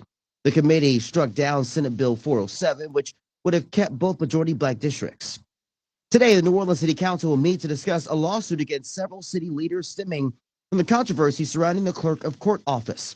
It comes as Attorney General Liz Murrow sent letters to Mayor Helena Moreno and other city leaders claiming if they move forward with an interim clerk, they could be removed from office. This after the legislature passed a bill to merge the criminal and civil district clerk. Judge Calvin Johnson was appointed to interim clerk, and a special election to permanently fill the position was called. Former civil clerk Chelsea Napoleon then filed a lawsuit against the city to keep her position, which led to the Attorney General's claims on Wednesday. Now, Murrow responded again on last night, saying in part, quote, if someone is intimidated by being told to follow the law, perhaps that should signal the need for self-reflection. Today's council meeting is set for 2:15 p.m. I'm Daryl Forges. That's your headlines for WBOK. This is the Bloomberg Black Business Beat. Spelman College president Rosalind Brewer came from the business world. She's held posts in the C-suite at Starbucks and Sam's Club and was CEO at Walgreens, making her one of the most successful black women on Wall Street. And now she's trying to take some of that experience in business and use it to help Spelman. One of the things I've committed to this board of trustees at Spelman College is that I will try to bring as much business to this institution as I possibly can. And that would be through a new financial or business model. You know, we live off of very few sources of revenue. But if we looked at our institutions through the lens of what we could monetize, things like our online learning programs, that right now through the number of, high school students that need certifications, could we provide those? Spelman was recently one of several schools that billionaire Arthur Blank donated to. I'm Bloomberg's Justin Milliner on the Black Business Beat. Lowe's has the brands pros trust to get the job done. You can now shop new Catalyst fencing solutions and save big when you do. 10% off when you buy in bulk. Plus, save $180 on a DeWalt 12-inch dual bevel sliding compound miter saw. Now just $449. Our best lineup is here at Lowe's. Valid through 5/6 while supplies last. Selection varies by location. Confidence is knowing you're ready to handle whatever comes your way. That's what it feels like to take on your workday with Cintas. They make sure your AEDs are up to date, your fire extinguishers are tested and inspected, your floor mats are cleaned and delivered, and your workwear looks good, feels good, and is freshly laundered with a Cintas Apparel Plus program. So are you ready to take on today? Visit Cintas.com. Oh, I'm ready! And get ready for the workday. It's Off the Top with Norman Robinson on WBOK 1230 AM. Let's be clear about what just happened. The hardline conservative Republican governor and his supermajority Republican buddies in the state legislature have declared open political warfare on the city of New Orleans' voters, particularly Democrats, and specifically the African American electorate. They recently demonstrated their contempt for the city by the cruel hoax played on Black Democrat Calvin Duncan, the duly elected clerk of Orleans Parish Criminal District Court. The Landry Coalition passed a law to eliminate the criminal court clerk's office, folding it into the civil clerk's office, arguing that unlike the rest of the state, New Orleans has one too many clerks of court. In his unsuccessful bid to keep his job, Duncan filed suit, leading to federal intervention, which allowed him to take off. Many of us then breathed a big sigh of relief, only to be stunned again when Governor Landry got a ruling from the Fifth Circuit Court of Appeals, which locks Duncan out of office for the time being. Critics have labeled this as a vicious partisan attack to disenfranchise Black voters in Orleans Parish, a blatant power grab by Baton Rouge conservatives to reverse a local election. And in an apparent move to expand their reach even further, GOP conservatives appear to have their fangs sharpened to gut the Black vote statewide.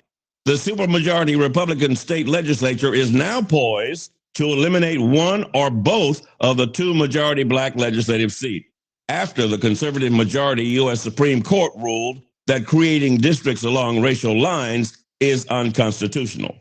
Veterans of the civil rights movement say the ruling undermines the 1965 Voting Rights Act, which was established to give Blacks and other minorities fair representation. Bottom line, it's time for Blacks and others to take off the blinders, develop some strategies to counteract the conservative move to seemingly force us back to Jim Crow 1950. This is Norman Robinson, Off the Top. Trying to grow your business or increase traffic to your location? We can help. WBOK 1230 AM has a number of solutions that will meet your individual needs. Give one of our consultants a call today at 504-582-9420 or email us at info@wbok1230.com. And remember, an investment with WBOK is an investment in our community. Call today. You're on the Front Porch with WBOK 1230 AM.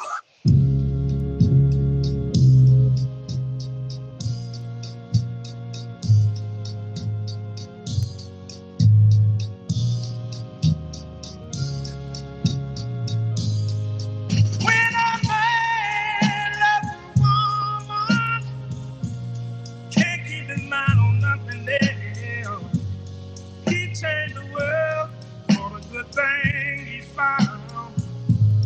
If she is bad, he can see it. She can do no wrong. Turn his back on his best friend if he put her down.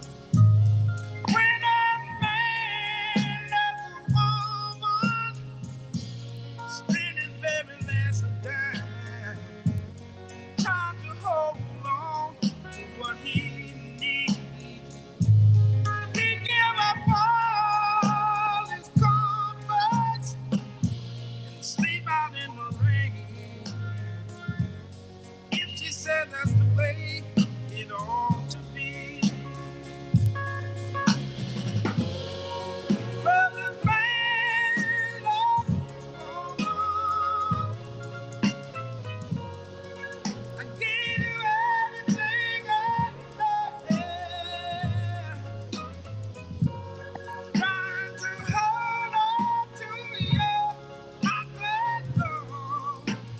Baby, please don't treat me bad. When I'm mad.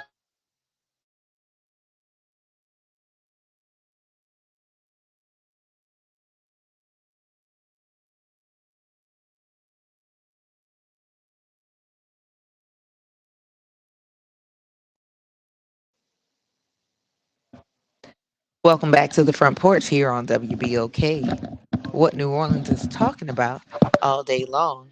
I'm your host, Kimber White Dupree. Nyron and I are still here at 520 Royal Street, and Jared is still on the campus of Xavier University. And that was a lovely interview with Miss Jody Smith Simmons, and hearing her recall her experiences. And I'm so grateful that she's willing to even share the experience. Because as you heard, it took her some places. It took her right back to where she had been and how she felt. So it is always a pleasure to hear from her and hear her share her stories. But now we are joined by Eric Seaforth, a regular here on the front porch while we're here at the Historic New Orleans Collection. Good morning. How are you, Eric? Good morning. I'm doing all right. How are you doing? It's been a little bit. It has been a little bit. The last time we were here was for the start of French Quarter Fest, Yeah. and but you were having some other activities. You were enjoying some time off. Yeah, Some it's some spring time. break. Yeah, it's spring Yeah, break. yeah. But we're back, and it's almost time for closing of schools and then starting of summer camps. That's it. Yeah. I think we got like a week left. Yeah. Uh, but I'm so glad Miss Doty was here too. Yeah. And I've had the privilege and honor of getting to hear her tell those stories for a little while, and I just, they're so moving and impactful. And hearing her talk about her experiences, and she was telling me a commercial about, we got to get moving again. Yes. And that's what she's been saying since I met her, and that's what we hope this project can do is to kind of say, change can happen. Here's how you do it. It's not easy, but it can happen, and there's more work to do. So glad she was able to be here, and it's always tough to come and chat after Ms. Jody Smith Simmons has had the floor, but I'm going to do my best. Yeah, but it was really, really, I really appreciate her for sharing her story with something that I haven't heard from my parents, right? And when we talk about time passing, my parents have passed on, but somebody who's lived through that is still here and observing where we are right now and hearing what has happened. Yeah, so you can make those connections with lived experience, Yes. not just learned experience. Yeah, She was there. Yeah. Exactly. But yeah, that was good information, especially on today being May 14th, and this was the 76th anniversary of the bus bombing in Anniston, yeah. That's right Alabama. on the Freedom Ride. I didn't realize it was that date. Wow. So having her come and That's share amazing. on the day, Yeah. is pretty phenomenal. So here we are, June 7th. People run, don't walk. Over to the Historic New Orleans Collection. Yeah, we're closing. We're closing in a few weeks. June 7th is our last day. It's a Sunday. Come that weekend, come the weekend before. We're just so proud of this project, and it's been a great run. It's been amazing to see the school groups come through, to see the in-town visitors, to see the out-of-town visitors, to be in the space with people like Dr. Tate and Miss Doty, and have them tell their stories up there, and to sing freedom songs up there in the space has been just incredible. And it's fun to look back on. And going back further, this is a culmination of a 10-year project. So we started this in 2016, just to remind everybody how we got here, and recorded 50 hours of oral histories from people active in the civil rights movement. We created 10 videos of them telling their stories that are short and easy to access and to view, and to learn from for kids, and spend time with them developing a traveling exhibition that's been traveling around town since September 2023. So it's about to make its 3-year anniversary. It's been to multiple public library sites. It's been to high schools. It's been to almost every university in town. And then to have this exhibition on our campus reach an even wider audience. It's just been really, really awesome. A really awesome experience. So please come and share it with us And while it's still up. will the traveling exhibition be available after June 7th, or is this going to be a hard stop here? The traveling show has got one more scheduled stop. at a high school. And of course, when it goes to a school, that's for their community. Mm-hmm. So I'll leave it with that. But we have no other planned stops for it at this point. That said, the stories in our work on the story doesn't go away Mm-hmm. when this comes down. All of those oral histories of 50 hours of stories of New Orleanians talking about the civil rights movement and their experience, and that is on our website. Mm-hmm. You can listen to it from home. Those 10 3 to 5 minute videos on things like the Freedom Rides and CORE and Music in the Movement and the Canal Street boycotts. Mm-hmm. Those are online and you can watch them from anywhere. So if you go to nolaresistance.hnoc.org, all that content is there. There are lesson plans for schools and teachers, and all that material will stay up, as long as we can manage that web page. And when that web page goes down, it'll still be on our main page. So that stuff we're going to take care of in perpetuity and make available to the public. So, and then all those items that you can come see now on the wall. You can see the photo of the Woolworths sit-in in Mm-hmm. 1960. You can go see that on the wall. Well, once the exhibition comes down, that's still a photo we're going to take care of, and it'll be available for researchers at our Williams Research Center. So all you got to do is say, come in to 410 Charter Street and say, I want to see some civil rights material, and our amazing reference staff will go and pull some of that out. So it's still there, it's still here, it's become, a core part of our work and what we do, and it'll continue into the future. Yes, and there's so many different things that are on display and different topics. We have talked about school desegregation. We've spoken about the voter registration and education and how that ties into right now. Yep. Literally right now. I've had people tell me you need to update that story. And I mean, it's an ongoing story. It's living history. It's happening. Yeah. It's happening right now. And then the March on City Hall, the New Orleans Congress of Racial Equality, Mm-hmm.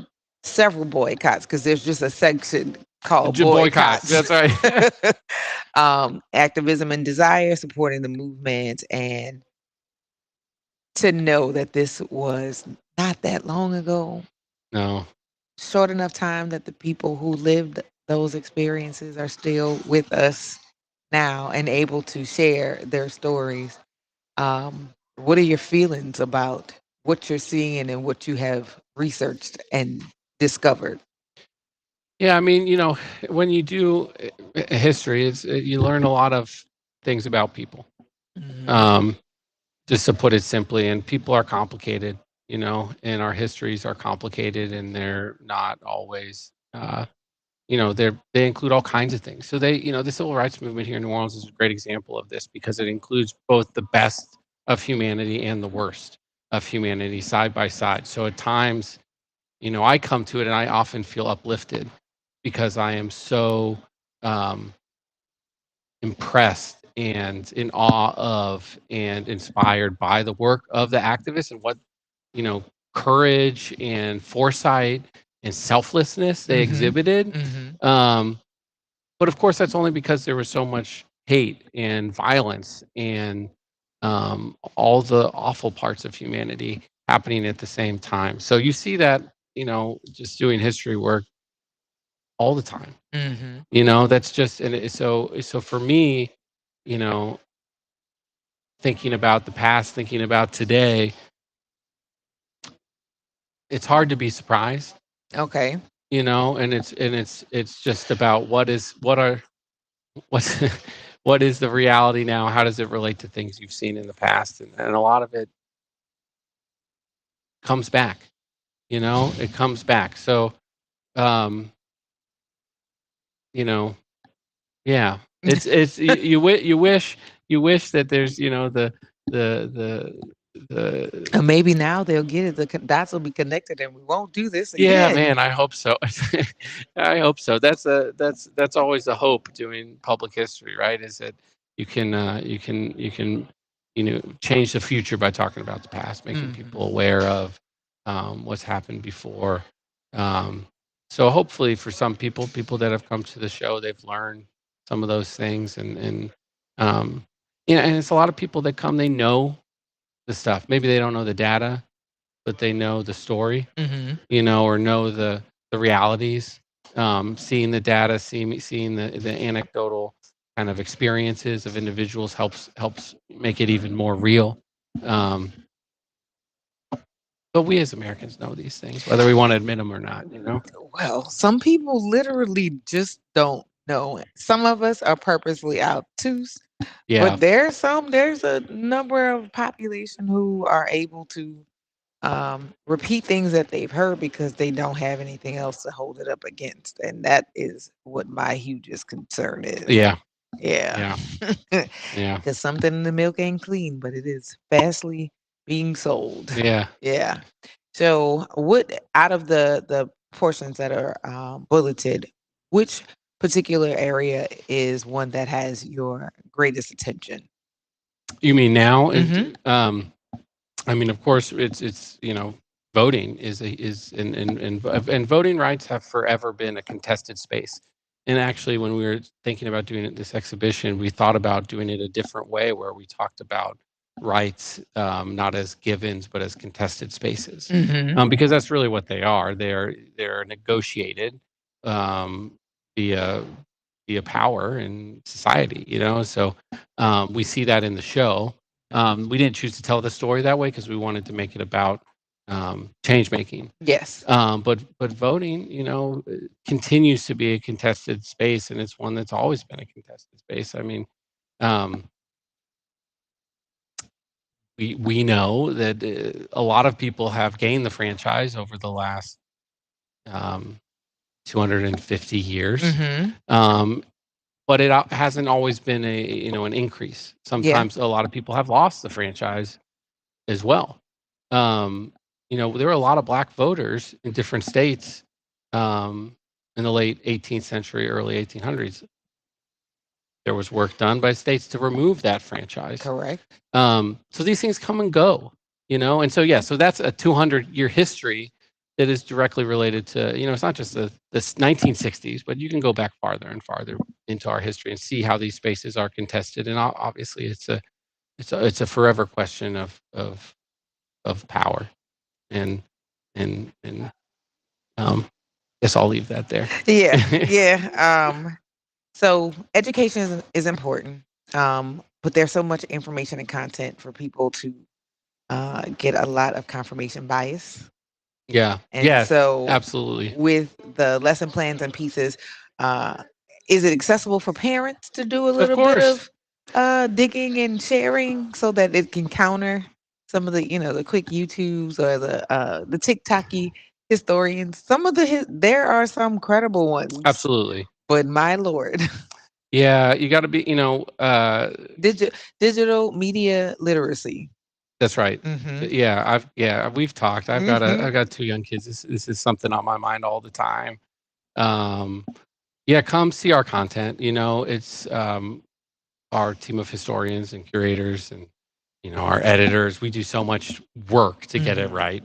Absolutely, this material is available to parents. It's available to anybody. So if you go to, again, it's nolaresistance.hnoc.org. You can see, you can listen to the oral histories. You can read the transcripts. They're searchable. So if you want, you really want to know about some event, you can keyword search those. The lesson plans are up there too, and they're free and available. And so if you're teaching at home or tutoring or have a younger sibling that you want to tell about, these stories to or share with, whatever it is, all of that is available. It's all free. You can also just go to hnoc.org and search by exhibition or through our oral history page, where we have oral histories not just from the civil rights movement, but from the Vietnamese community, from people that live in the French Quarter, related to any number of disasters we've had here in New Orleans. We've done that work too,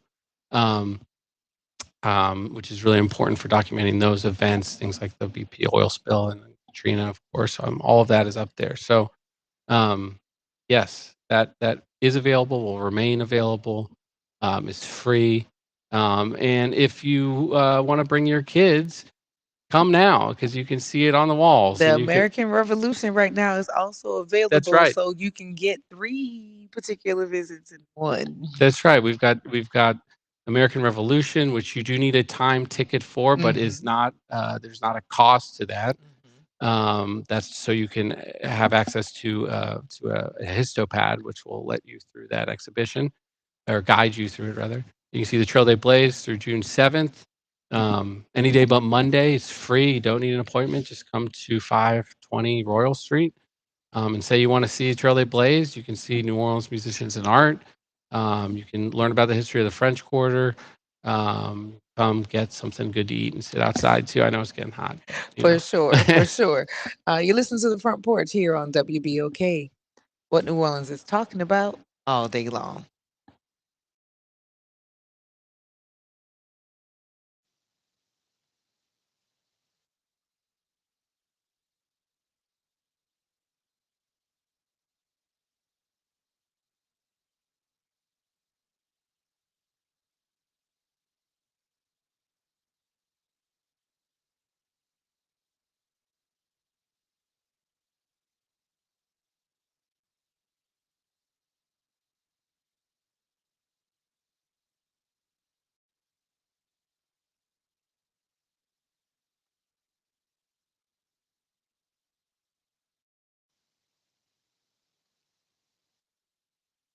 For WBOK from WDSU.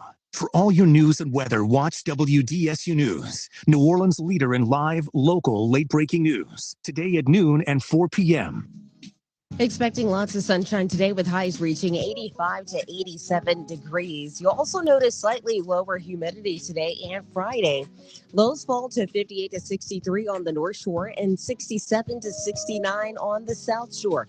Mostly sunny Friday with highs reaching 84 to 87 degrees. From the WDSU First Warning Weather Center, I'm Raven Richard. Late nights are made for chilling, and you can do just that every Sunday night at 10 p.m. as DJ Wick brings you The Love Zone. It's the perfect way to top off your weekend with your favorite old and new school ballads. So sit back, relax, and let DJ Wick take you to the on WBOK and on the World Wide Web at WBOK1230.com. This is The Law in Your Legacy. I'm attorney Pete Hamilton. I'm attorney Ryan Hamilton. Losing a loved one is tough enough. Do you really want your family dealing with court battles and paperwork on top of it? Whether you choose a will or a trust, think ahead. Take care of your family. Let them focus on healing instead of headaches.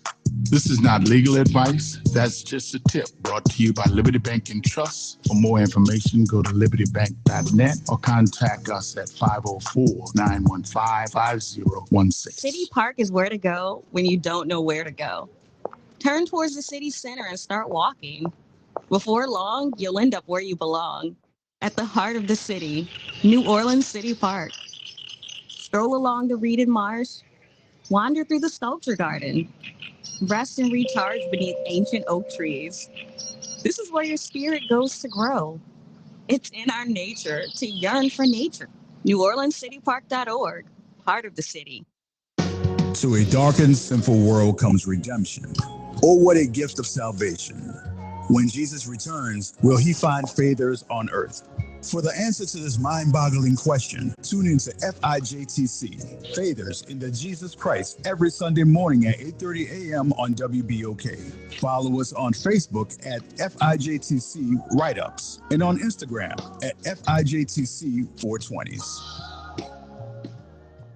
You're on the Front Porch with WBOK 1230 a.m.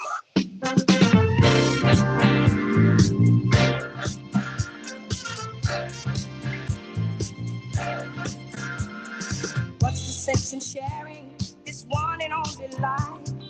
Ending up just another lost and lonely wife. You count up the years and they will be filled with tears. Love only breaks up to start over again. You get the babies, but you won't have your man. While he's busy loving every woman that he can. Say I'm gonna leave 100 times a day.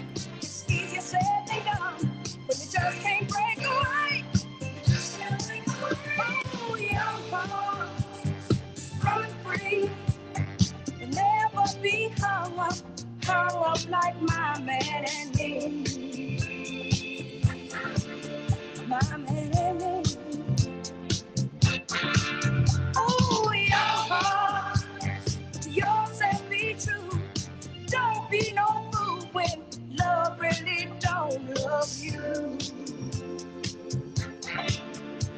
Don't love you. It's high time now, just one crack at life. Who wants to live it in trouble and strife? My mind must be free to learn all I can about me. I'm gonna love me for the rest of my days. Encourage the babies every time they say self-preservation is what's really going on today. Say I'm gonna turn loose 1,000 times a day. I say I turn loose when I just can't break away. Oh, you are.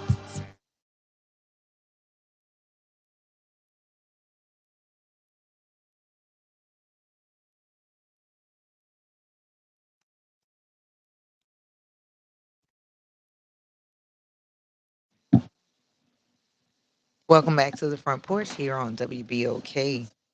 What New Orleans is talking about all day long. I'm your host, Kimber White Dupree, and we are still at 520 Royal Street. Eric and I are listening to Candy Stanton and talking about the origins of the song. And it's always interesting to hear about the music and the reasons behind it. It's Yeah. always pretty cool. Eye-opening. Yes, very much. So, summer is coming. A lot of kids will be exiting school.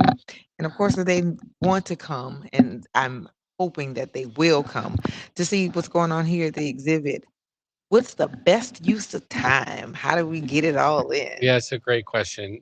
We're just chatting, it's not a huge space, but there are 2 gallery spaces. There's 7 stories. We talked about that, and you could spend, if you wanted, a good hour plus trying to go through all of it, listening to everybody's voice tell their story, which is great.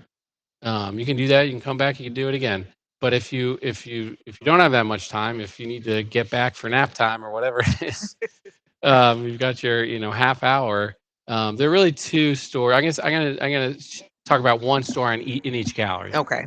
I was trying to think. What are the places I would really recommend as someone who's worked on this project for so long, and I'm gonna pick 2. One is the school desegregation story.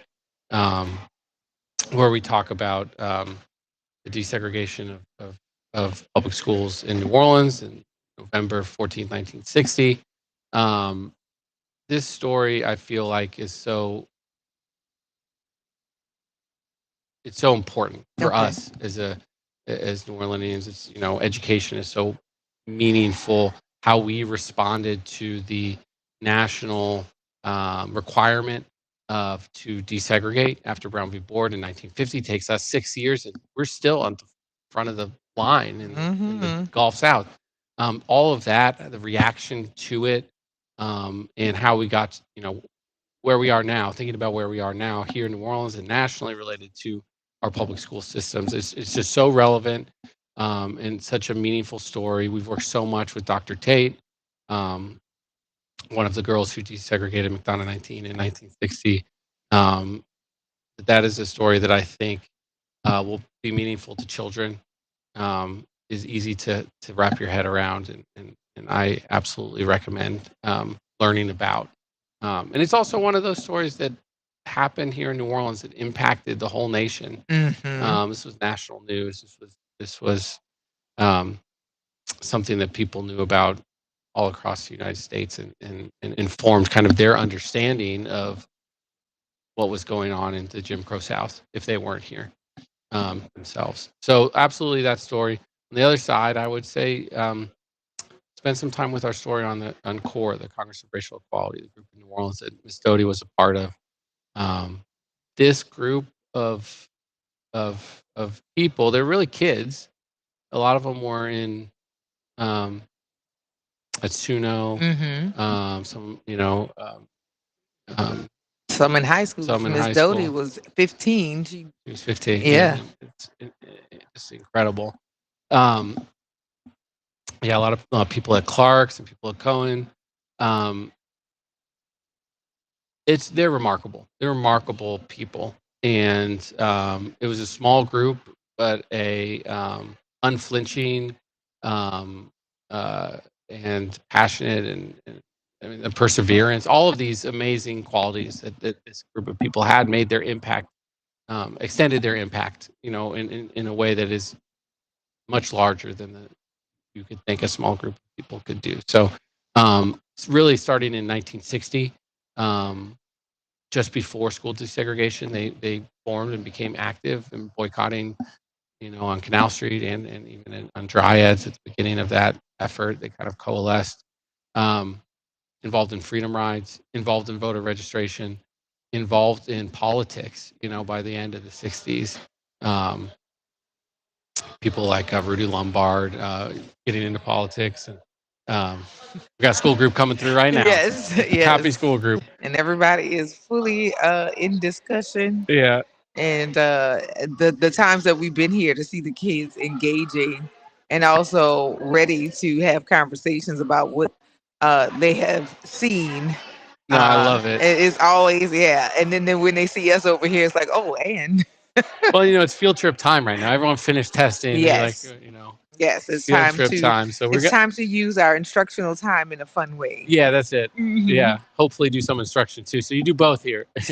But yeah, if I had a little bit of time, that's what I would recommend. Core touched on so many aspects of the big picture story that we tell. They're involved in just about every story, and then the desegregation of William Francis McDonough 1960s is so important nationally and locally. We should know that story, and that's where I can give my plug for the TEP Center too. Go see Dr. Tate. She's there. I think it's 5909 St. Claude, the TEP Center. That's the space where one of the two schools where desegregation happened in New Orleans in 1960. She is there. You can learn about it. You can go stand in her classroom, her first grade classroom, with her, telling you about her experience. So go do that. And we should celebrate her and all of our all the activists and trailblazers that have worked with us. So Yes, Miss ATN, Miss Prevost, the documented history that is there because that building is where it literally, well, one of the buildings that it took place. that's where it happened. Yeah. Yes, and she's still here to tell us the story, so you can actually talk to someone who can give you their experience, just like Miss Dodie Smith Simmons did. And the appreciation and the shared information, I think right now, if ever there was a time for people to tap in, this is definitely it. Absolutely, and like you said too with Miss Dodie, it's not just that she has the stories, but it's the willingness to share. Those aren't easy things. I know just knowing her that some of it's really hard. These are traumatic experiences, some of them, and talking about them and making herself available. It's just, again, it's all those. I'm just in awe of all the work she's done, to tell that story and remind us. And it's not just storytelling for storytelling's sake. It's so we can remember and be better. Absolutely. Well, Eric C. Firth, it has been wonderful to have you here on the front porch, and our listening audience, I'm sure, has definitely appreciated the show and how it was curated so that we can share more information. But ladies and gentlemen, that is our time. Thank you for giving us 3 hours of your life that you will never get back, and we always appreciate you for chiming in and enjoying the conversation. I'm your host, Kimber White Dupree, alongside Nyron Sanders, super producer, and on the campus of Xavier University is Jared Broad on today, May 14th, 2026.